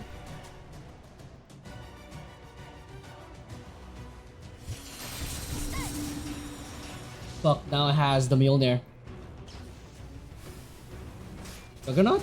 His Lincoln Spear does get popped there by the Shadow Shaman.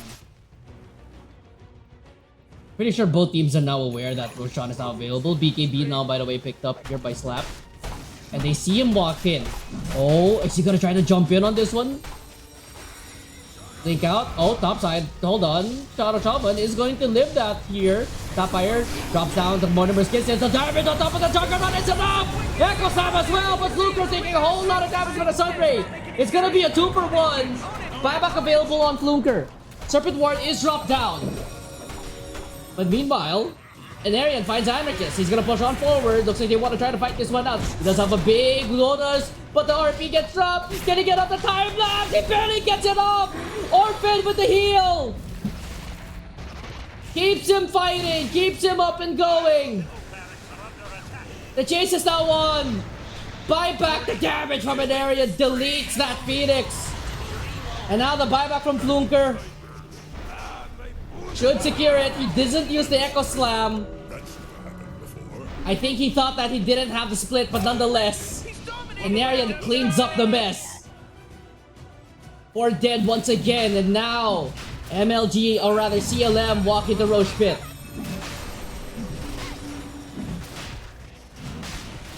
Yeah, I mean, I would argue there that we can see how the Lincoln Sphere was really not like used at all. It was really so underutilized, and he was just still stunned, right?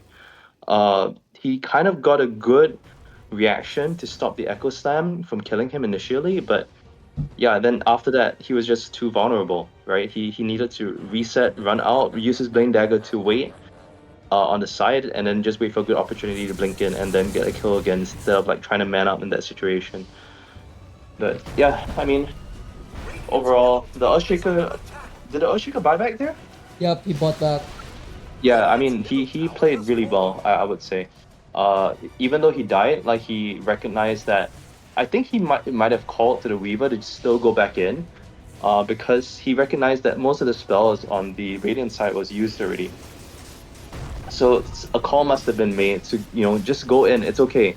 We died. We are at an uneven disadvantage, but we actually have the high ground, and we still have spells, and they have no spells. So very good call, really. Like not a lot of players would have reinitiated there. Radiant's bottom tower is under attack. Ig is now on this Weaver, going for the Satanic next. What's your answer now for MLG? Man, Radiant's top tower is under attack. Hex on Phoenix, please. That's literally my answer. Like, I actually think you need to go a Hex Tower has at this point. The puck is doing way too much, and he's still squishy AF. Like, if you can somehow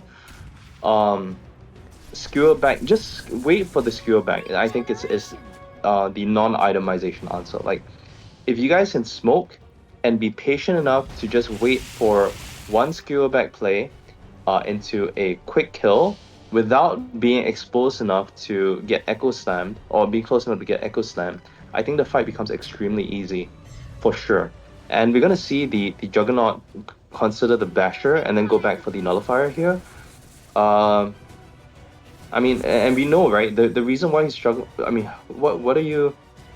The Nullifier is only for the puck, which can still just. I mean, there are Glimmer Face Caves shift. around, right?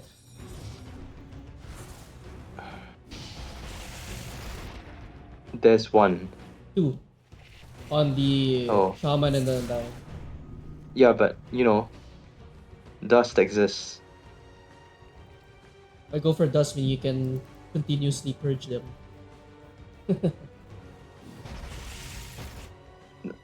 Cause I don't know. I'm it's a I guess there's this I don't really understand the logic there.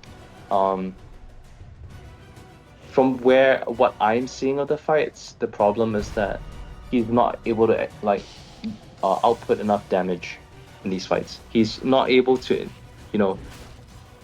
continuously kill them fast enough. Sorry, let me rephrase. He's not able to initiate on them and kill them fast enough that they then don't turn around and kill him. So, to me, the answer there is more damage. But I suspect that his interpretation from the way items that he's going is instead, I'm not locking them down long enough for me to get my spells off or get my damage in, which I guess isn't necessarily wrong. But if that was the real question, then you should be going for Basher and not Nullifier here. If I'm being very honest with you, I think the item that he needs to go right now is sell the LinkedIn Sphere because it's not doing anything. Straight rush Butterfly and then go for a Basher, and then Abyssal. And then you have the option of just blinking in and bashing and, bashing and abyssaling someone and killing them. And then afterwards, escape or reset with Swiss Slash or Omni Slash or even Spin. And just keep doing that over and over, because him going for this Nullifier kind of signals to me that he's gonna all in commit like every single time. He's gonna be like, I'm gonna blink in once in the fight and I'm gonna die or they're gonna die. Which, it's a bit too Buyback much side of a us right gamble. now for both these two teams. Only the Earthshaker, Shaman, and the Undying, no buyback. Whole Radiant team has a buyback.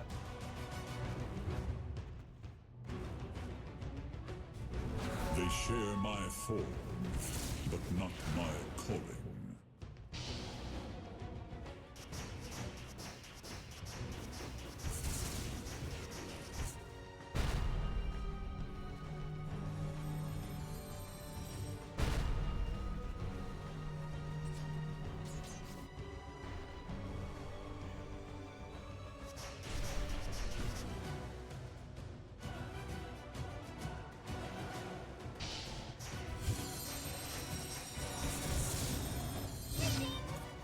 I mean, right now, what do you think CLM has to do to close this one out?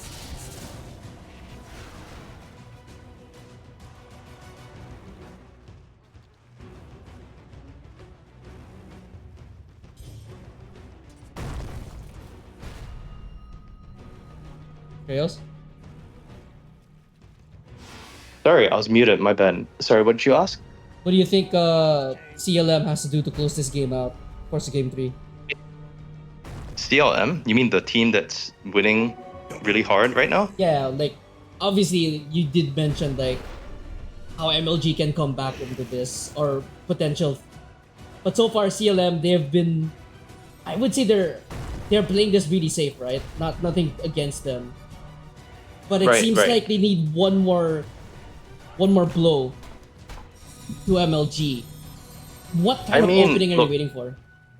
I mean, look, you know, we know Falcons won TI, and Falcons have always been ending the games one way, which is just if you're in a winning position, just keep choking out the map to the point where they're so suffocated that they either come out and then they die, and then you just team wipe them, and then you end the game right there, then and there, or they continue to be so starved to the point where they have no items. You have all the items that you need to go high ground, and then you just kill them and end the game right there.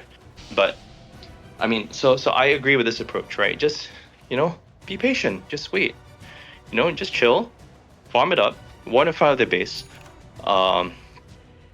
You know, make it such that you kill them every time they show up outside of the map, and they will just stop farming, and then you can farm 2 more items on every single hero, and go high ground, and then you win.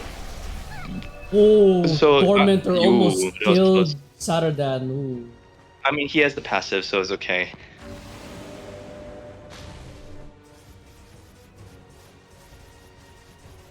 But yeah, I mean, I don't think, I think it's quite straightforward.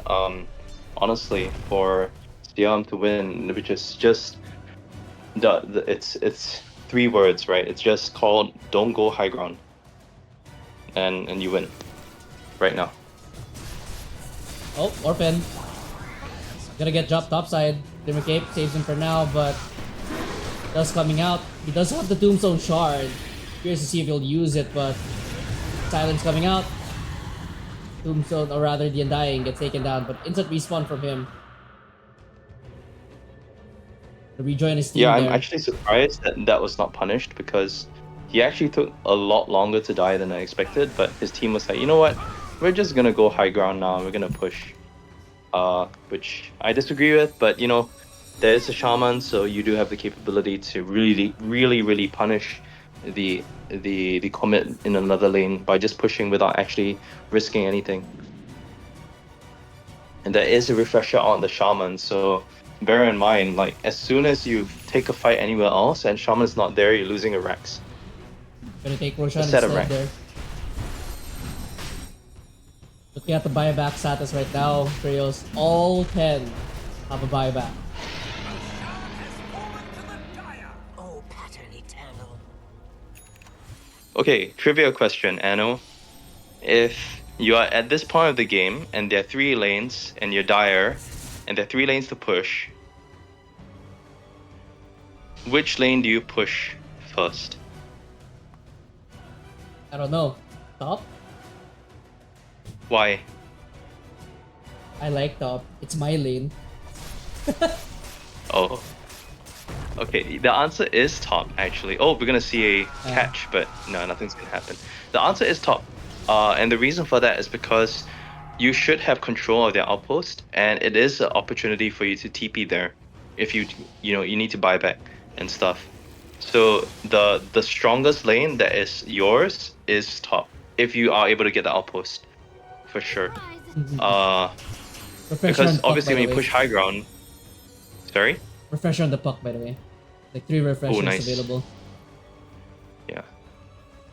Yeah. So obviously the first tower you should always be pushing high ground in a relatively equal ratio for all 3 lanes should be the lane that also gives you access to the outpost. Obviously Double mid is also Roshan an banner option, placed but down. oh my god, what is that?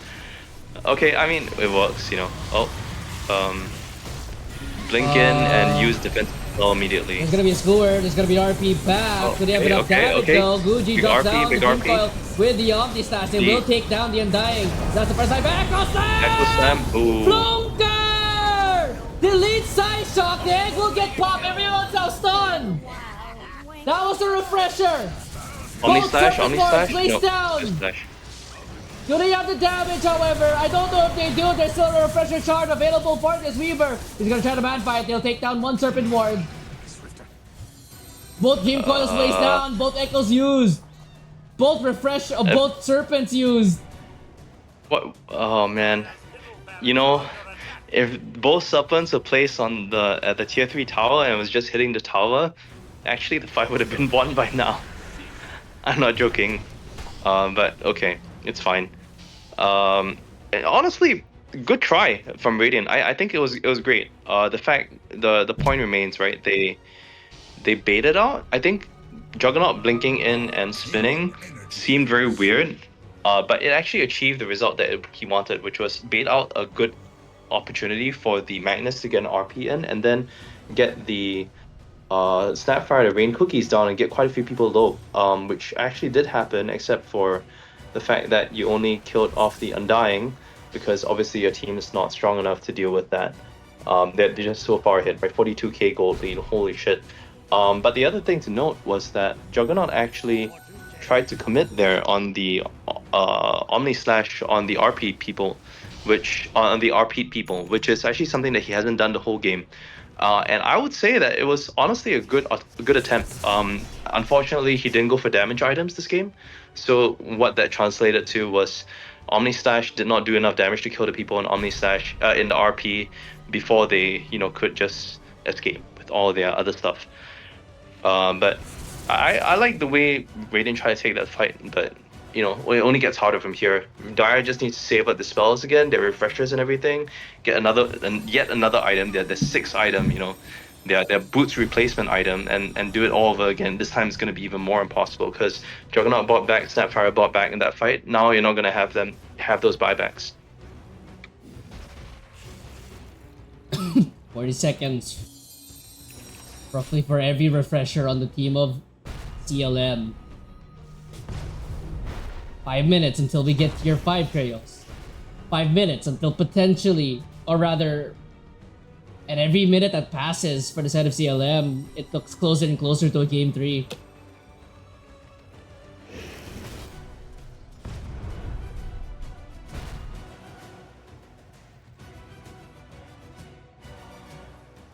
I think one of the questions that I have is also like, I didn't see the bans in the first phase, but I think Radiant had first pick, and they first picked Magnus and let the Earthshaker through. To me, that's kind of crazy. Partly because Earthshaker is just has way too much damage this patch. But also, if you kind of knew that you were gonna let Earthshaker through, like nobody, isn't thinking about it, you should be banning it. Like if you're not gonna pick it, right? So I do think that part of this problem was created by the fact that you kind of gave away the Earthshaker pick. Because your fights have been so difficult to execute. So definitely something that Raiden needs to think about for Game 3, if they are making it a Game 3.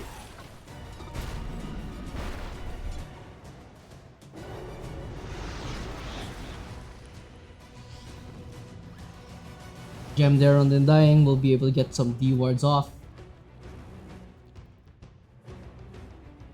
Pressures are now available, Krayos. Level 25 as well on the Shadow Shaman, so those Serpent Wards gonna do the damage.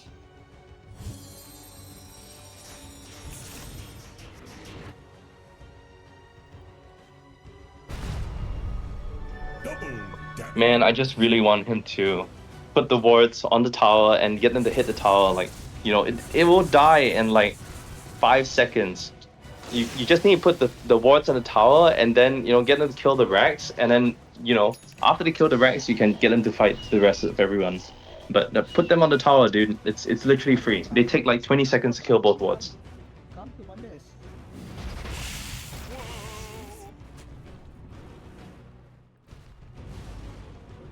I've always wanted to be a giant spacecraft. Don't take that, Magnus. This is fast, I'm not gonna lie, I'm about to fall asleep while waiting for action.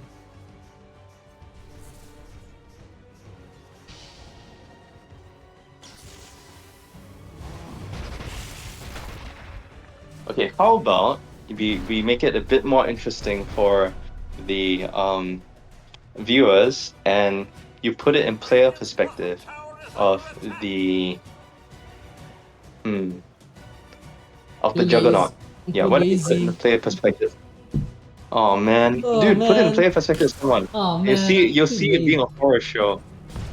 Oh man, Player okay. view. Juggernaut. For real. Then I think you'll slowly understand how like horrible or how like sad the situation is for Radiant, because this guy is trying really hard to farm, but he's really not able to get any opportunities to, and he's not seeing anyone. Whereas you see the whole map is open for the side of like Dire, and they can like initiate the whole time, or Radiant's just like, when are they coming? When are they coming? Fuck, when are they coming? The only real vision they have on the Radiant side is this ward here going into the triangle. Apart from that, it's just zero information. Puck showing up on the map here and there. But it's just a matter of... It's like the side of CLM is a ticking Titan bomb. Yeah, which is why, like, honestly, this approach needs to be advertised more to like teams. Like, just don't go high ground. Look how fucking torturous it is for Radiant, for Radiant right now. They literally are like praying that Dara comes high ground. You know, they're like, please, just come up high ground. You Just know, I end me can't take this already. anymore. Yeah, Just kill me already. I'm a villain, not a monster. Smoke movement here. Taradan walks into the Brewmaster, but fast fingers there on the blink away. 20 more seconds until we get tier 5. Taradan? He basically gives him a kill. The Weaver's trying to chase. Hit by the Bloodthorn. They get an exchange kill. But Shadow Shaman dies for free there.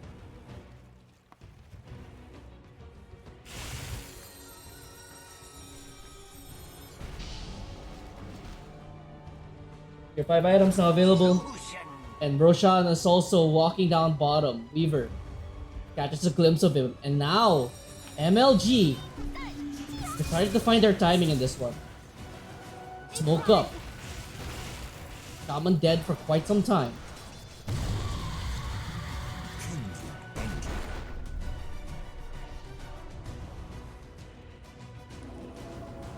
can you fog Radiant really quick? I just want to see what they're looking to smoke towards.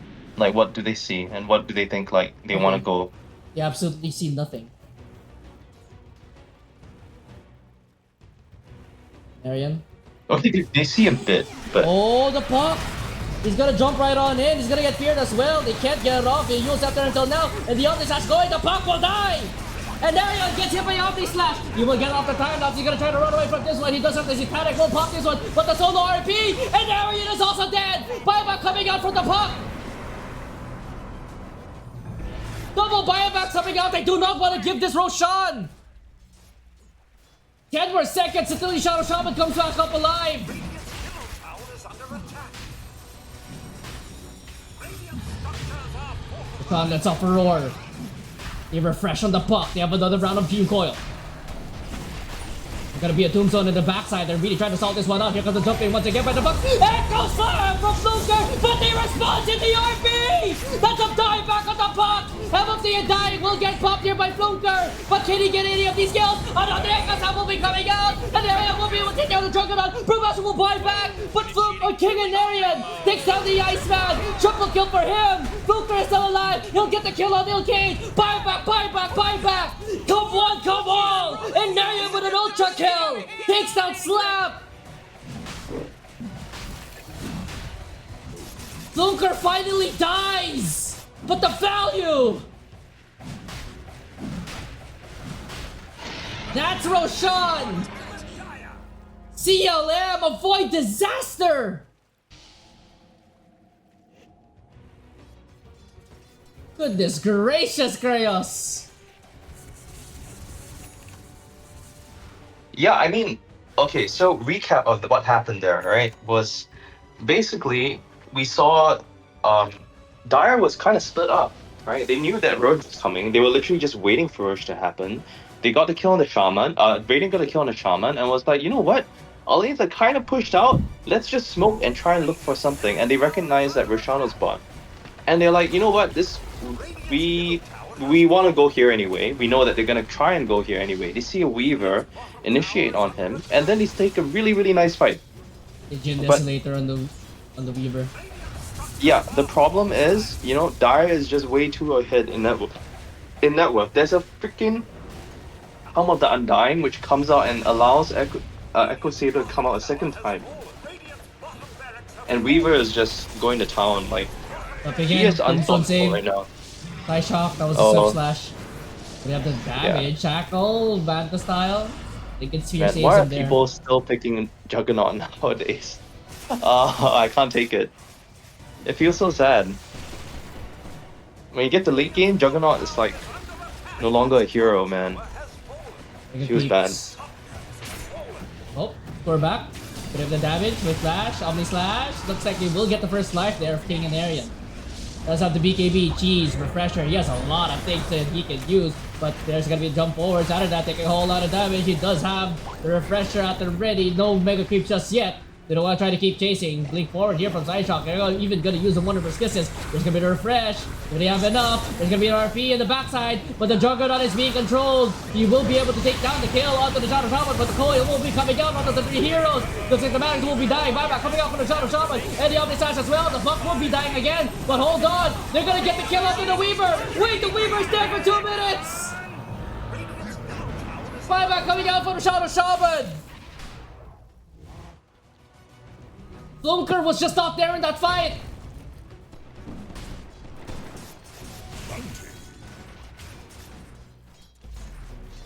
Weaver gone for 2 minutes, Puck as well, like... I think they were a little bit too cocky. Omni Slash or not, they just took way too much damage from the AoE. Yeah, I literally said the Weaver is unstoppable, and then he just goes and feeds. Oh my god. He also got stunned by what? Did he get RP the second time?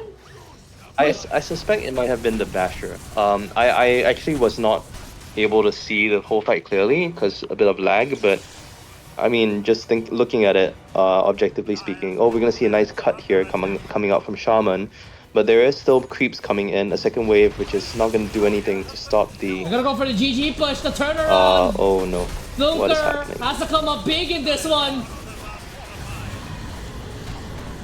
What do you have left in the tank? Way forward! Double echo! Do they have the damage? It doesn't look like they do! Flunker! That was your last shot! Oh no.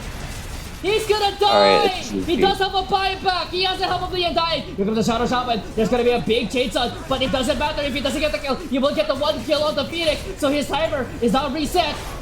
But the agent is exposed, but the backdoor protection will be coming out. Juggernaut is trying to go through it right now. Double buyback, Undying is back, Buck is back. There's gonna be a Dream Ball, gonna be placed on right on top of the Juggernaut. they actually Taking can way too much defend damage. Orphan will get the kill. The backdoor protection protects them. Backdash with the RP, but it's not enough.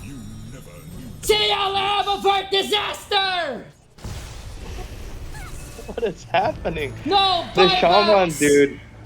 Dude, the Shaman's wave cut that I said was useless literally saved the game right there. Like, because he cut one wave and then just ran away, they weren't able to end the game, and the Juggernaut just blindly didn't judge the damage that he had, and just, yeah, and they tipped the Shaman, right? They recognize that this is literally what saved the game, but Juggernaut just decides that, he doesn't want to kill heroes all of a sudden and just wants to end the game with the backdoor protection, so... Oh, really big mistake by him for sure. And this is the game. That's it. GG. CLM survive for a game 3. Goodness gracious, Krayos. Oh. What a back and forth, dude. This is what I like to see. This is Phoenix Dota playoffs. Grand finals, semi-finals, doesn't matter where you are. Holy shit! Alright, so are we doing game 3 after this? Is this a game 3 now? I think this might be a game 3, but regardless of whether it's a game 3, game whatever, if they want to postpone, we're gonna go into a little bit of a break there, Krayos. I'm gonna have to order some dinner. because I am hungry. I am All right, all right. absolutely starving right now. But guys, I might be ordering some food. But you guys, you didn't ask for this, but you guys got your order of a game 3. More minor league, CLM, more after in just a bit.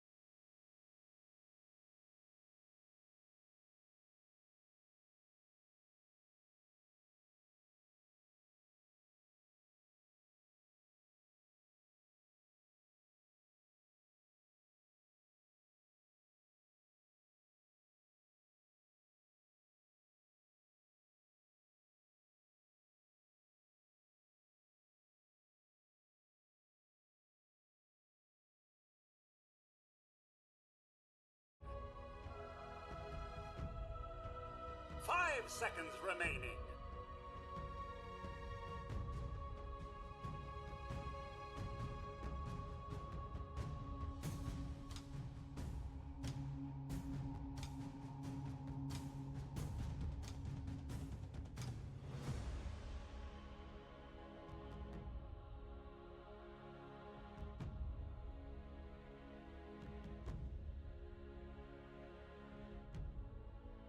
Radiant team pick.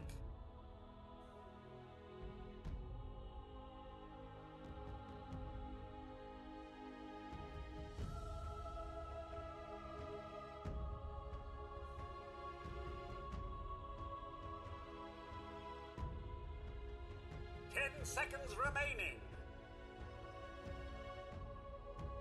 5 seconds remaining. Dire team pick. Silencer.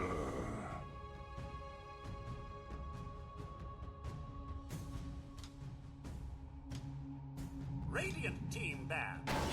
Clockwork.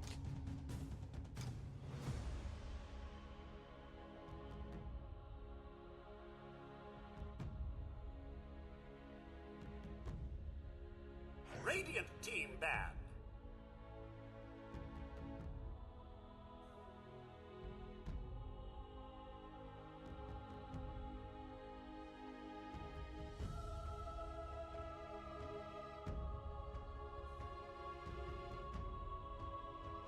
Ten seconds remaining. 5 dire remaining. Ban.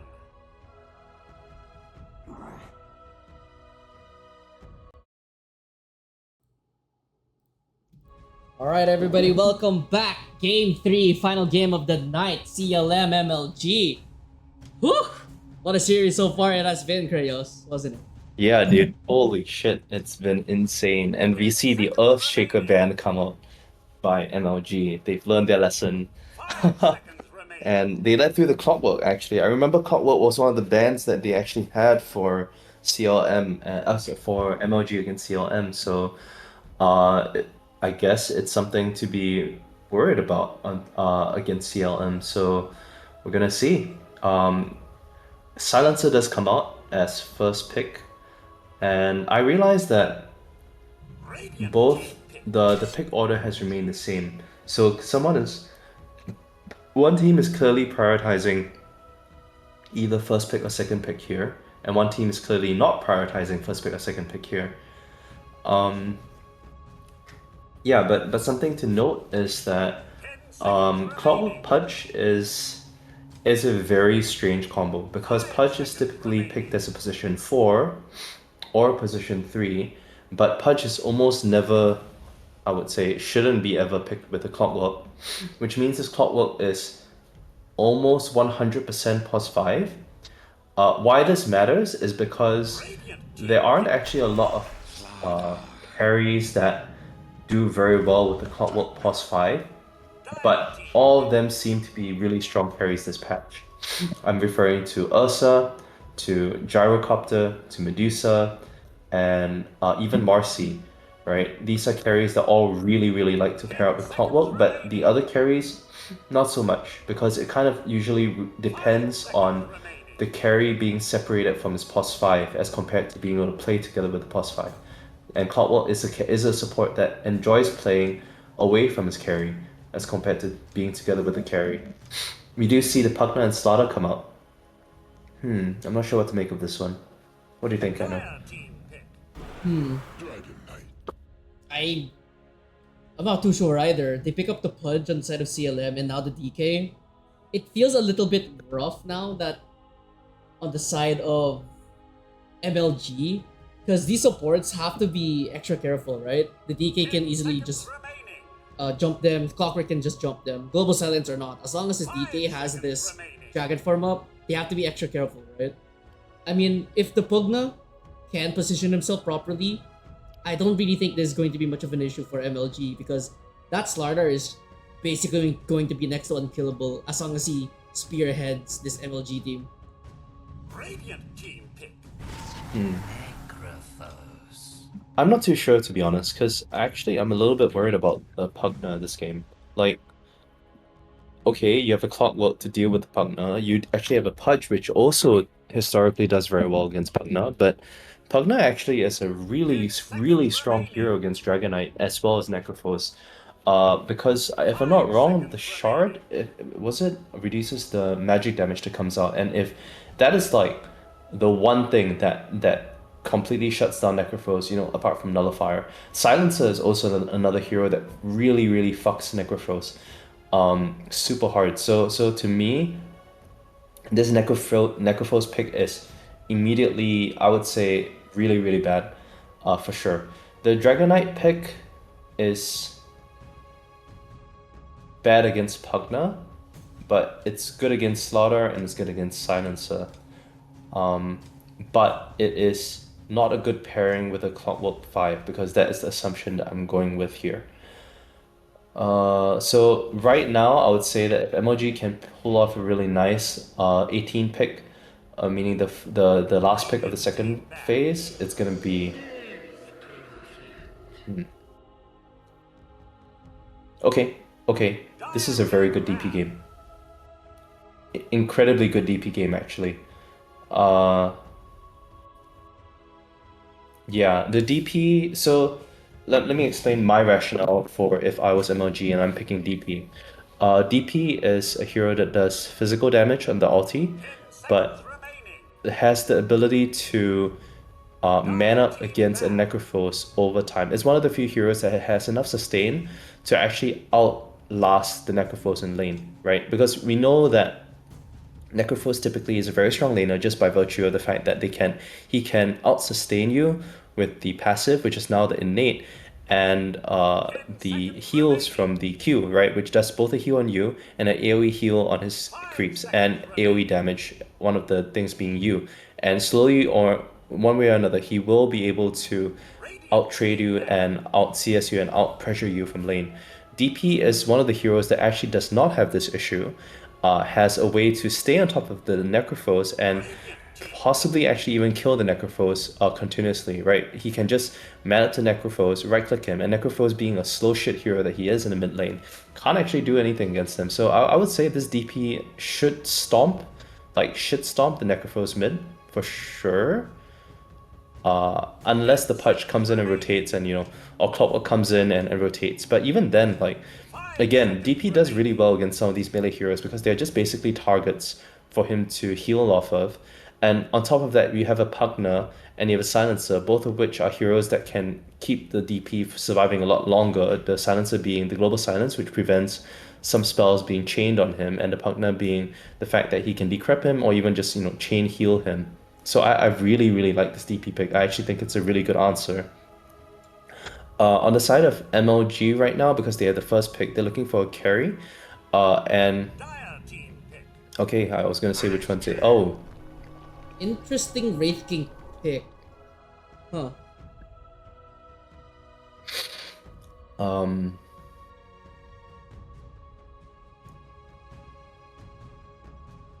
I mean, okay, 10 seconds So clearly I you're caught off guard by this pick. I'm trying to seconds remaining. find a reason to say that it's good. From my, you know, it's like my instinct tells me that it's a okay pick, considering that most of the heroes and carry are actually already gone. But my mind tells me that it's pretty awful. Um,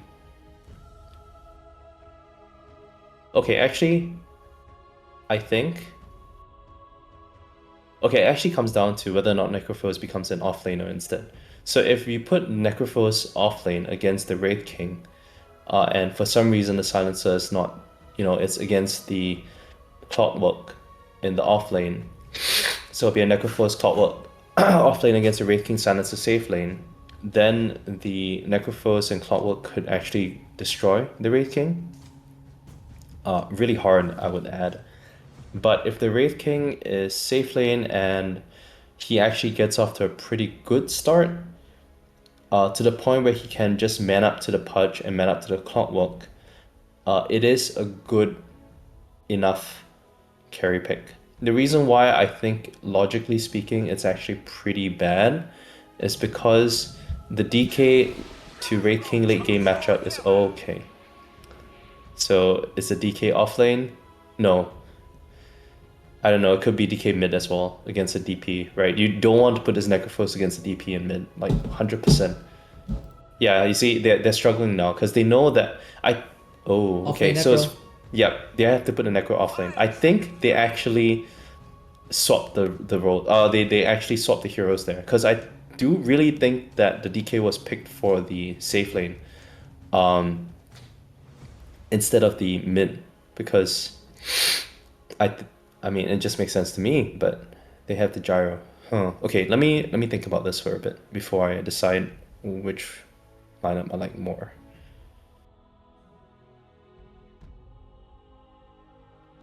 So we know the roles, right? So pos 5 Clockwork with a Gyrocopter, which is, again, I think I previously mentioned, really strong lane, very good kill potential considering that you're against a Pugna and Starter. Anybody that a Clockwork, if Clockwork gets the cogs on the Pugna, that's it. You know, he's dead. If he gets the cogs on the Starter, it's not dead, but you know, a shit ton of damage because the Gyro just gets free flak hits and that Q on him. Pudge Necrophos against Wraith King Silencer. So I mean, if Pudge hooks the Silencer, Silencer's dead. If Pudge is away from the lane, and you know for some reason Wraith King is able to like get skeletons off top of Necrophos, Necrophos is dead. If Necrophos is able to kill the skeletons, he infinite heals and nothing happens and he destroys the Wraith King in lane. So that one's a bit of a, you know, a bit of a skill-based matchup. Mid lane, DP against Dragon Knight. I think this is gonna be very interesting. In the sense that we're actually probably not gonna see a lot of kills happen here, but it is interesting to me to understand how the mid lane harass regen thing matches up. But yeah, go ahead, Anno, with your announcement. Alright, looking at both these two teams, it's gonna be the final time for the night. Hawk will be missing out there on Saturday. On the Radiant side, that is... I don't think I have time to announce because Saturday getting jumped on. There's gonna be a huge breed fire, but Iceman does pick up that kill, but they're inside the cogs on Sideshock and Iceman. And it looks like they might be trading out these kills, and Arian with the Black Cat with Rocket Barrage will be bringing down the Wraith King, but 2 for 2 so far. And Arian gets down Sideshock, but Sideshock brings on Orphan. Guji finds Iceman. And it looks like, I think, both teams are satisfied with that in some form, in some way. Alright. I'll be right back real quick. Rayos, All right, I'm gonna go get the no worries. food. You take over. All right. Oh my god. Okay. I'm a man of not a lot of words, so we're gonna see the Gyrocopter kind of like go back to base, I think.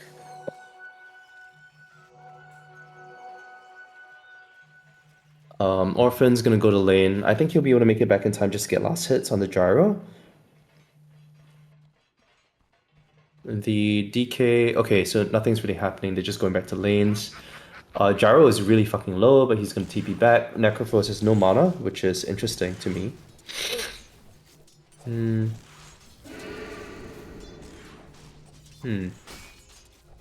Okay, nothing's really happening now. I guess the only thing we're gonna be looking out for is if the Pudge hooks on the Silencer at bot, but they're gonna just run at the Necrophos. Really good play actually in the silent. Okay, so Necrophos stays alive, but now they're gonna go on the Silencer, and yep, Hook comes in. Necrophos is gonna definitely just own this lane soon, I think, if he can get some last hits off and regen in.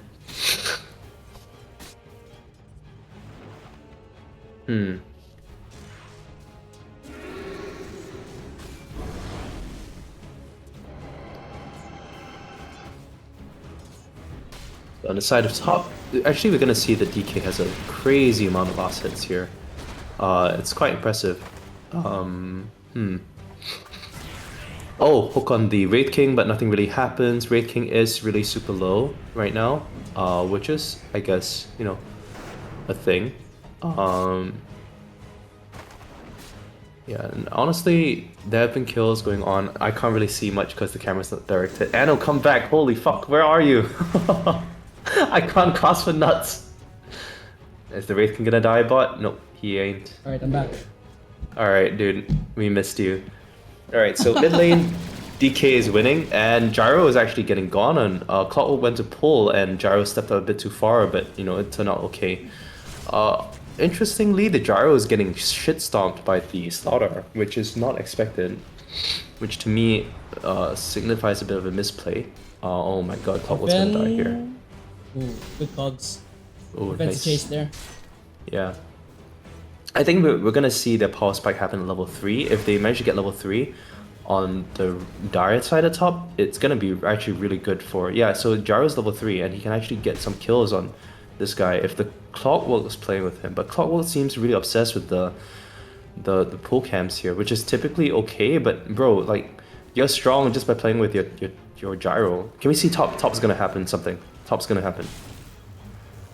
It's oh my god. Oh. Okay, Hated. so he's okay, I genuinely think this is a very big misplay by the club. Well, there's actually so many opportunities to kill right now, but he's trying to, you know, kill by attrition or win lane by attrition here. DK is getting quite a lot of denies against the DP, right? He's ahead of last hits, but he still has 4 more last hits to do, and it's yeah, it's really good. You know, he's winning the mid lane, which shows that, you know, it's a 1 lane for DK as long as he can out sustain the harass of the DP because he has superior like last hit potential with his yeah, his right clicks. Oh, bottom lane with Fire Blast coming out. Is it enough to kill Yeah, Saturday? skeletons. Oh, it is. Oh, nice. Spooky, scary skeletons.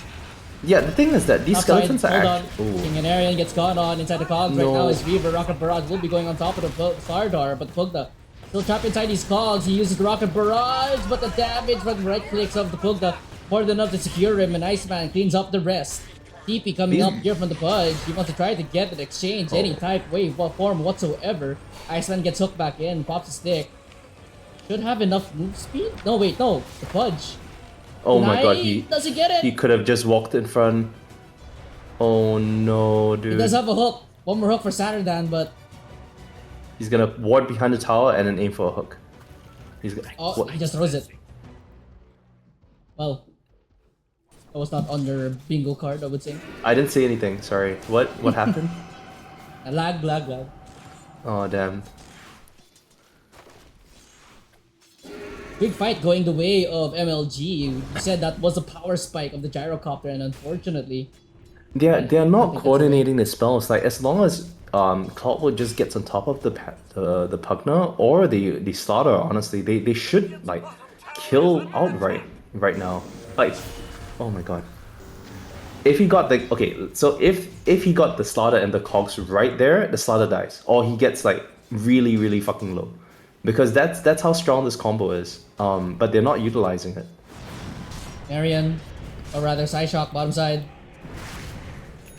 So another thing to note about these skeletons is that honestly the skeletons are supposed to be countered here, right, in lane, because Necrophos has the passive which allows him to just regen off of last hits, and the skeletons basically give last hits twice, right? And all the more it gives last hits twice, and they're really easy to kill. So by right, you should not be, you know, skilling skeletons and running at them at the Necrophos, but yeah, I mean, Wraith King is very expertly able to get the skeleton to go on the Pudge instead, which is very low armor, which therefore is very susceptible to skeletons here. So yeah, props off to him. And Pudge is going mid now, attempting a gank or a 6-minute rune secure, which means DK should be running top to get the 6-minute rune on top, which he is, which is great.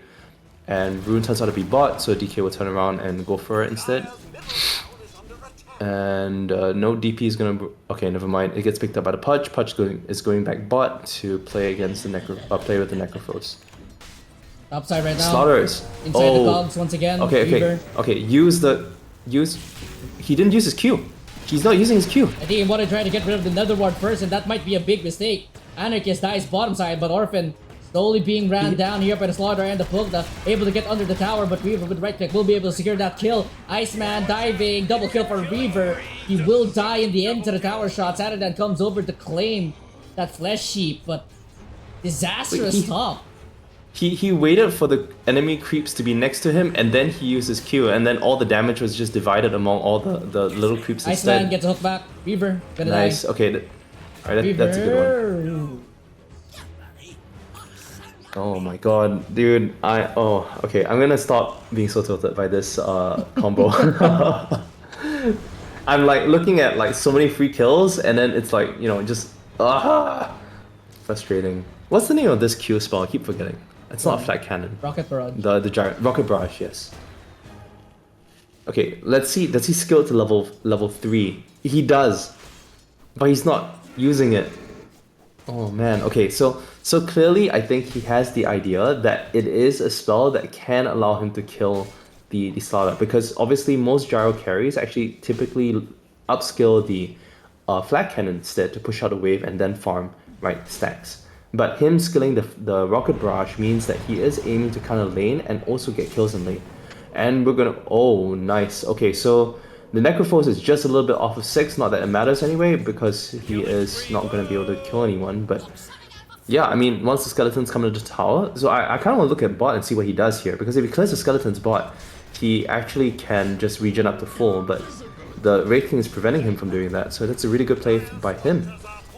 And very curious item build. Oh, you're gonna dive? I think he's dead. Yeah, Anarchist picks up that kill. A little bit of a misplay there. DK has an Invis Rune, is gonna kill this Wraith King, who has a Lotus, so he has enough mana for the ulti, which he is gonna do. The skeletons block out the cog. Oh my god, okay. Oh yeah, actually I forgot about that, right? If the cogs actually drain his mana, the Wraith King can die there. But he didn't. The Silencer is still waiting in the area for some reason. Yeah. Have you seen the new Silencer +5 build that Ark told us about the other time? Oh, what was it? You rush Helm Dom, and then you just stay in base and you just farm the whole map on Silencer, and you throw out a global ulti every once in a while. Ah yes, let me do that. I don't know if I did it with you when I went to Sponsor.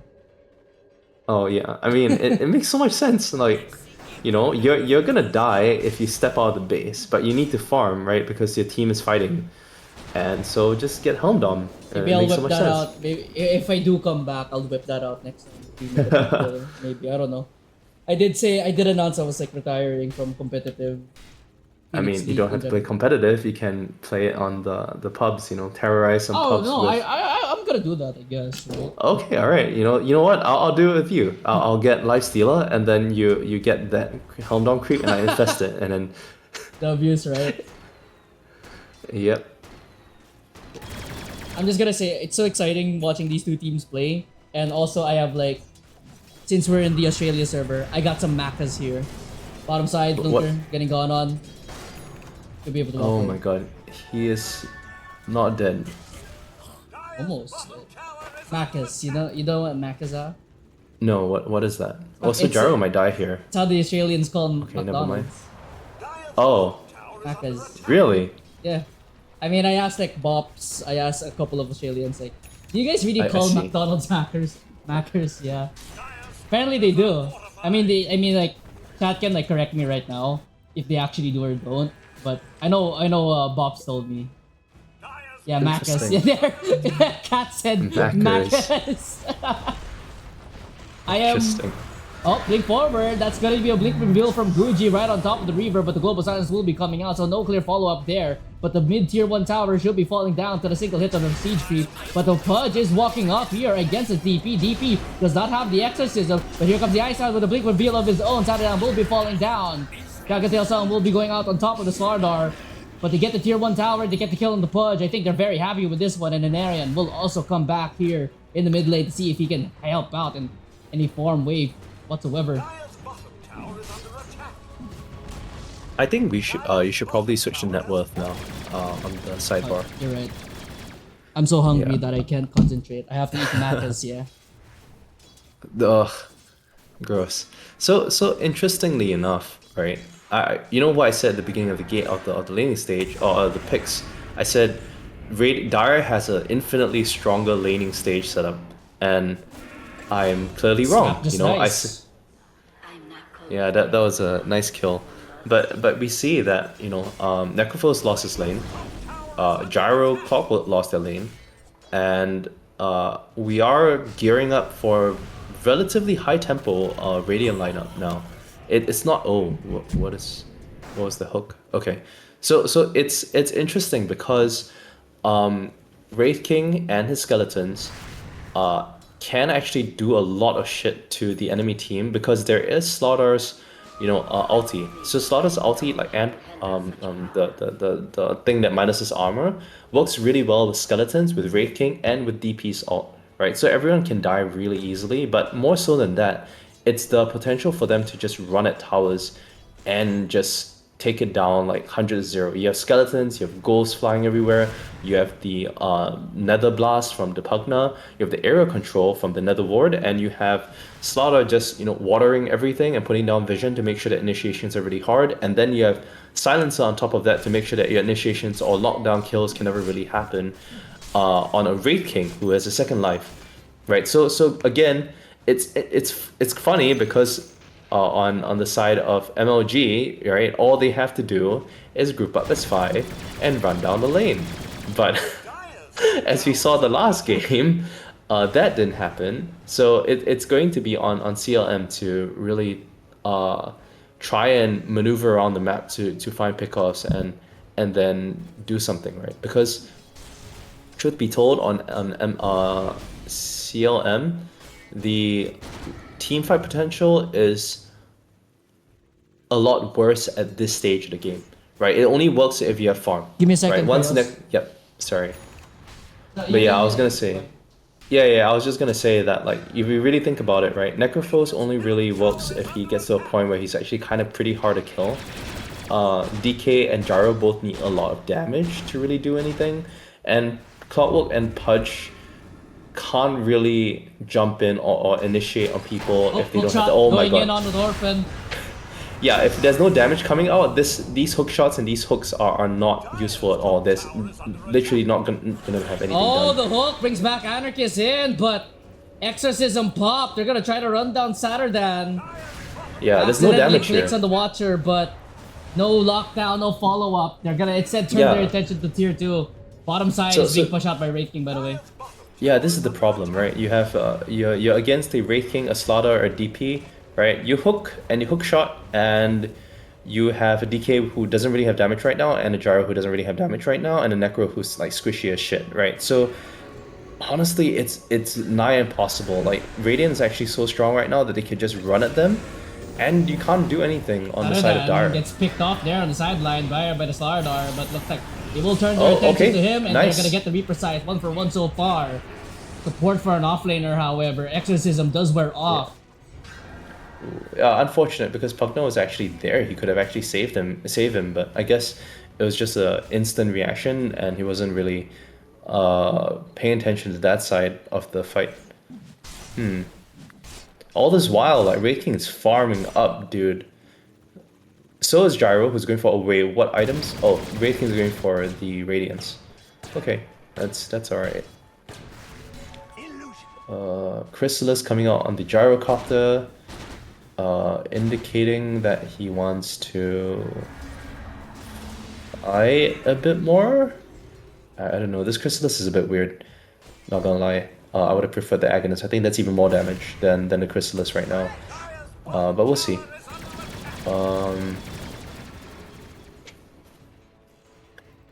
Standstill game here. MLG have the lead in terms of kills. A little bit slight gold lead, 1k up, but Radiance are picked up here on the Wraith King. Holy shit, 3 bounty runes.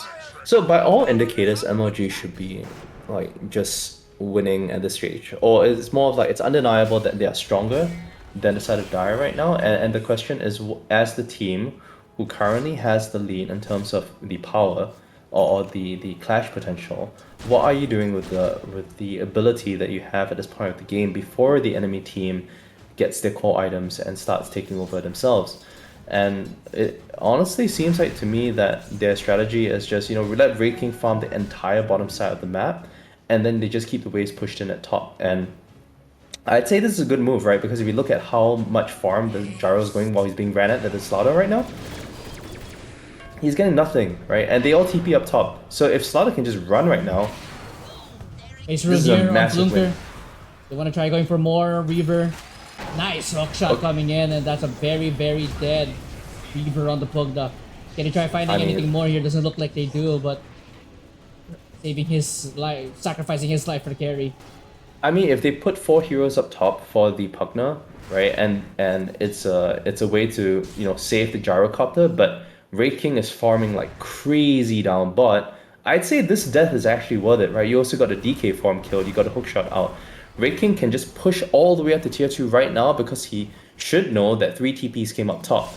And they actually, you know, won't be able to stop him if he gets the creeps to just hit the tower like on tier 2. If he fully committed, actually the tier 2 should die right here. But you know, he's choosing to play safe, or he's choosing to play a bit more efficient, which is again no harm to him. But as you can see, right, like they have to manually walk all the way back down while not farming just to deal with these skeletons. And yeah, I mean King Arian is sorry, is it Arian? Or Arian. who's on the Wraith King? Yeah, an Arian, right? Oh no, Oh, sorry, Psyshock. Yeah, Psyshock on the Wraith King. He's doing his job. He is definitely doing his job. The thing that I'm a bit concerned about is the Bling Dagger. I don't think it's the item here, but frankly, you know, it could be worse. So I'm okay with it. But yeah, my main point right now is that Wraith King is getting insane amounts of farm. The DK is surprisingly keeping up for some reason. I'm not sure how, but the rest of the team is really like starving as shit. I'm curious, can you show me what items the DP has right now? Going for the Aghanims. Okay, so... okay, that's alright. Spirit Vessel is interesting, but I agree, I think it's good, especially against this lineup. And we're gonna see a fight happen on the... Nope, we're not gonna see a fight happen. Get the vision though. Force Staff is coming out on the Silencer. So once he gets a 4-star, initiations are actually going to be a lot more difficult on the side of CLM, for sure. Wraith King is still farming up the whole map. Gyro is still farming at like 300 GPM, which is really, really slow. Yeah. Oh, he blinked on the Gyro mod bot. Uh-oh. Just gonna straight up TP out? Yeah. Yeah, you see, this is literal nightmare for Gyro. Like he okay, to be fair, he should not be showing on that wave at bot. It just makes no sense. He should have just been in the triangle farming that up. But he is not farming a single bit at all this game. Every one of his camps is being farmed up by either the DK, the whole team at top, or the Wraith King at bot, right? You see, he's gonna show on the wave again. He should know actually that the Wraith King was just here, and the Wraith King's gonna pop skeletons and blink on him and kill him.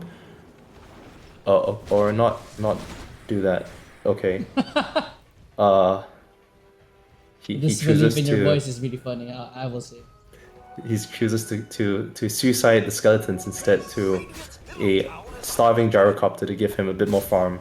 Yeah, that's his plan, right? He wants to give Gyrocopter the false confidence that, hey, I'm getting farm now on the skeletons, and he will feed later.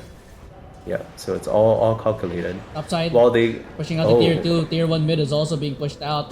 Okay, so if they get a hook on the... Oh my god. Oh man. No. Mid lane, Gucci TP got cancelled out. He's gonna Yeah, no try one to turn dies around with the here. Orchid, but I think maybe he wants to try to pop the reincarnation. Oh, Oh, Slardar, Wraith King might die? in. Wraith King might die? Oh no, he doesn't. Okay. DK comes I was in. gonna- He's gonna die. I was gonna say, oh, okay, Hookshot. Cutwood dies. No, he doesn't die. Okay. I was gonna say Wraith King might actually die here because if he gets counter initiator on and he didn't have mana, he would have actually died too. back. Oh, alright. But instantly He has no into the mana? global silence, blink forward mind. now from Iceman. Flunker pops the Lotus on himself. He can't really get anything done. Reaper Sight not enough to kill, but Anarian Alright. is able to get some sort of value in this game. He finally completes his Aghanims in 100 gold.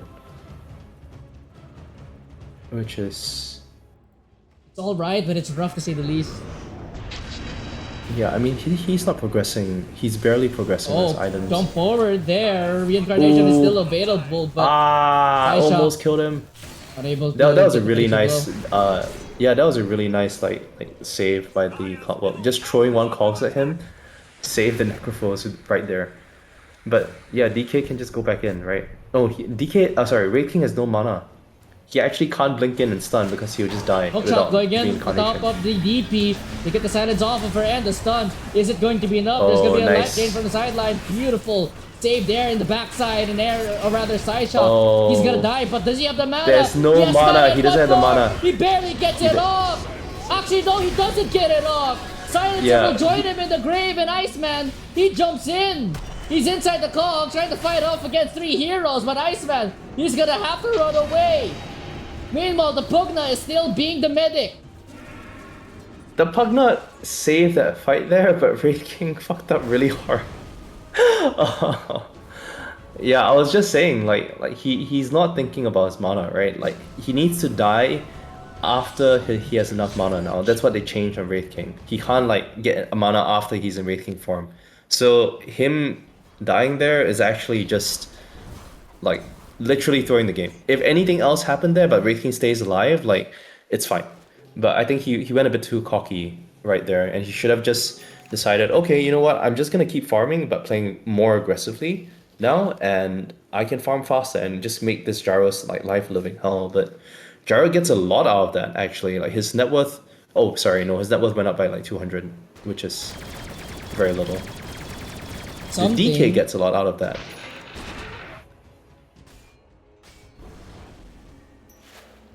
I mean, it is something, right? Some sort of... Let's see what items the Gyro is going for now. Oh, he's not at the Aghanims yet. Oh my god. Alright, we're gonna see a Torm coming out. And Wraith King does get it. It goes on the Silencer. More brain drain stats. Well, that... Yeah, I mean, but it doesn't do anything. He doesn't need it. At all. Well, it is what it is sometimes. Yeah, true. This is what I also don't really like with what CLM does with Flunker sometimes. Like, first 2 games you did play the Earthshaker, but that is also a testament to the banning that MLG did. Flunker on these kinds of heroes, that being the Necrophos, doesn't really have that much of the impact compared to him on the Magnus, on the Earthshaker, arguably even a Slardar. Yeah, I mean, I guess you could say that like CLM kind of relies on him to make the initiations. But yeah, you're right. I've only seen him this game just walk at the enemy team, to which they respond to by walking away, or, you know, just fuck you, we're gonna kill you. As we're gonna see Flunker get gone on by a starter. And oh, is it a bait? Might be a bait. They have Global Silence available, but die push here, forward. There's a shield rune on that DK. He didn't get the corrosive waves off though. Oh no, DPing in, Kinganarian! Oh my god. DP's into his death! What was that? I think he thought his team was gonna help him out. Man, that's a bad one. That was actually really devastating, because Gyro, despite not being that impactful in fights, was still contributing somehow by threatening, you know, getting to the late stage of the game. But now this death actually to me signifies that he's never gonna get to the late stage, or never gonna get to a point where he's able to out damage like the starter or the Wraith King or the DP, which is what he needed to do his job. So he is actually getting pretty useless now, and it's really up to the Pudge or the DK to kind of like do something. Yeah. So yeah, Necrophos is doing really. There's the heal once again. DK unable to get anything done. There's gonna be a hook back there on the Necrophos, but in the middle of everything, Slard's gonna die though. The call down, Slardar will get Reaper side, and Kinganarian with a huge call down inside the cog. But do they have the damage? The sustain coming out here from the Pugna looks like it's going to be not quite enough. Sideshock will be taking down Kinganarian, however. The hook back, Anarchist will be falling down. But look at the Pugna. Mr. Medic, Saturn falls down to Reaver. Sideshock brings down Flunker. And now it's all the Pugna. Dude. Orphan, he's gonna cut the wave, but Is the damage done? The jump Heal. forward! Another heal Oh from my Reaver! god. Psyshock runs down Orphan! Bro, Pugna MVP, man. You could see the Pudge and the Clockwork identifying it actually quite like early on that this Pugna is an issue, and them going like, okay, we need to try and circumvent this guy from doing all this shit, but they aren't able to coordinate this properly, and the Pugna always gets away. It's actually quite incredible, like the amount of heal that's going out, and I would say that this Pugna has pretty much won that fight by himself, because honestly, the starter was quite out of position. The Wraith King was pretty out of position. The DP was pretty out of position. And it was not looking good. Like, they were looking like they were going to get picked off one by one, especially with that really nice initiation by the Gyro. Think forward. Dead Yeah, who cares? Who cares about this one? I mean, he got his global sight. Oh, he didn't get his global sight himself. Okay, maybe not. You only get half a rack there in the mid lane. Freyo, so BKB now picked up on Gucci.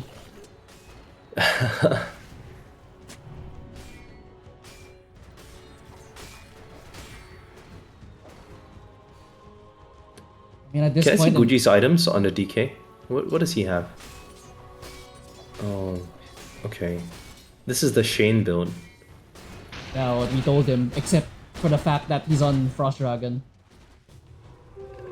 Yeah, but I mean, the goal is the same, right? Like, when you go this build, your goal is to initiate for follow-up. Or initiate and get some pickoffs.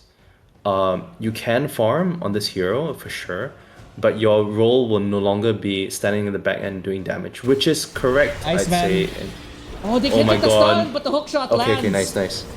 Okay, that's a kill. That's gonna be for very sure. dead. They're not gonna use the Reaper Sight, they're gonna save it. A kill is a kill nonetheless. They also take down a tier 1 tower bottom. Yeah, it's good, but they are gonna... Radiant is gonna go for a Roshan here, and is... Cloudwell is gonna scout this out. They actually know, so good game sense by him. But they are nowhere close, and they're not gonna be able to contest this. So they're gonna attempt to try and contest the tier 2 instead. Right, DK has already popped Dragon Form, so he might as well just use it to push since they know that they're in the Rush Pit. And there's no Slaughter. So trade out a Slaughter and a tier 2 for Roche, I think it's pretty worth. I mean, they can't even get the tier 2. Okay, never mind. Yeah, why didn't DK push it? That's kind of weird. Okay, I guess maybe he was thinking that, like, oh, you know, I don't see them, they could have, like, seen us bot, and they could have TP'd back to kill us, but... Bro, you have Blink Dagger, and the starter was dead, so... Unlikely. Okay,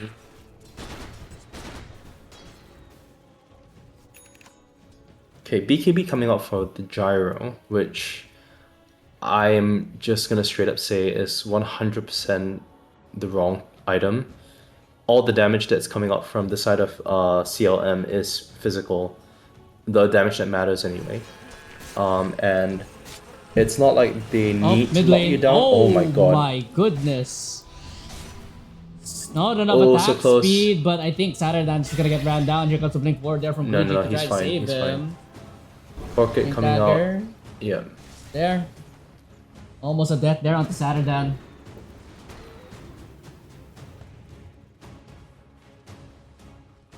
$11K So gold that's lead, so- 30 minutes, 20 to 16 MLG. They want to try to punch a ticket into the grand finals here. Yeah, I mean, think about this, right? You have a Deso on the Wraith King, and you have a amp damage ulti from the Slaughter.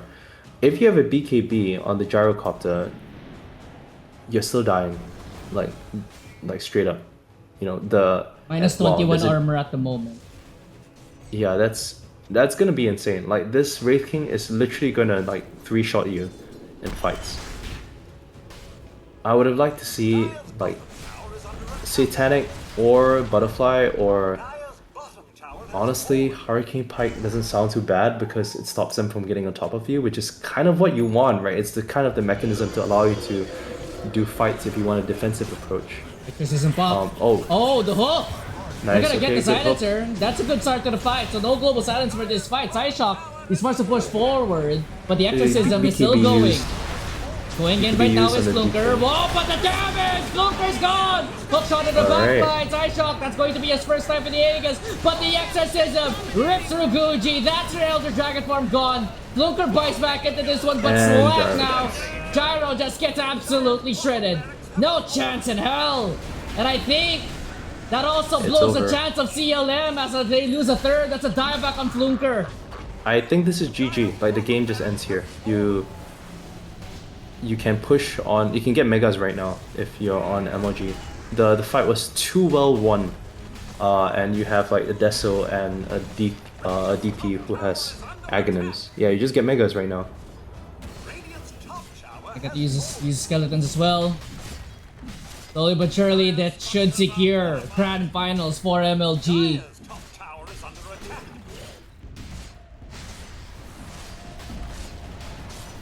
Dire's top tower is under attack. Dire's top Yeah, honestly, Radiant played very well post laning stage, but I would go as far as to say the MVP here goes out to Pagna for sure. He positioned very well in fights. The initial Forward. okay. Oh god! All right, The where's your BKB, damage bro? on the Where's your Narians! BKB? He just BKB has doesn't do nothing going shit. for him! Iceman kills Saturday, Guji. They're gonna call it. Looks Yeah. like the bad guys are facing Courier Lives Matter while MLG are going to the finals. All right, that was a less exciting game, but I mean it's a good closeout nonetheless. Well played by MLG. Yep. And unfortunately, CLM gets knocked out. The Necrophos No, pick they don't. was They get not knocked it. down to the lower bracket. Oh, there's a lower bracket. Yeah, Okay. they're facing off against the bad guys. The loser of that one gets eliminated. But nonetheless, I will do interviews in grand finals. I don't think I would have done an interview, but I'm so tired and I'm so hungry that I just want to eat. But that's gonna wrap things up. MLG grand finals bound. CLM, they still have a chance against the bad guys. We will be wrapping up. Anything you want to say, Krayos? No, well played to both teams. All the best. Hope to see both teams more. Jeez. All right. With that being said, I'm Ano. That's Krayos. Good night, everyone.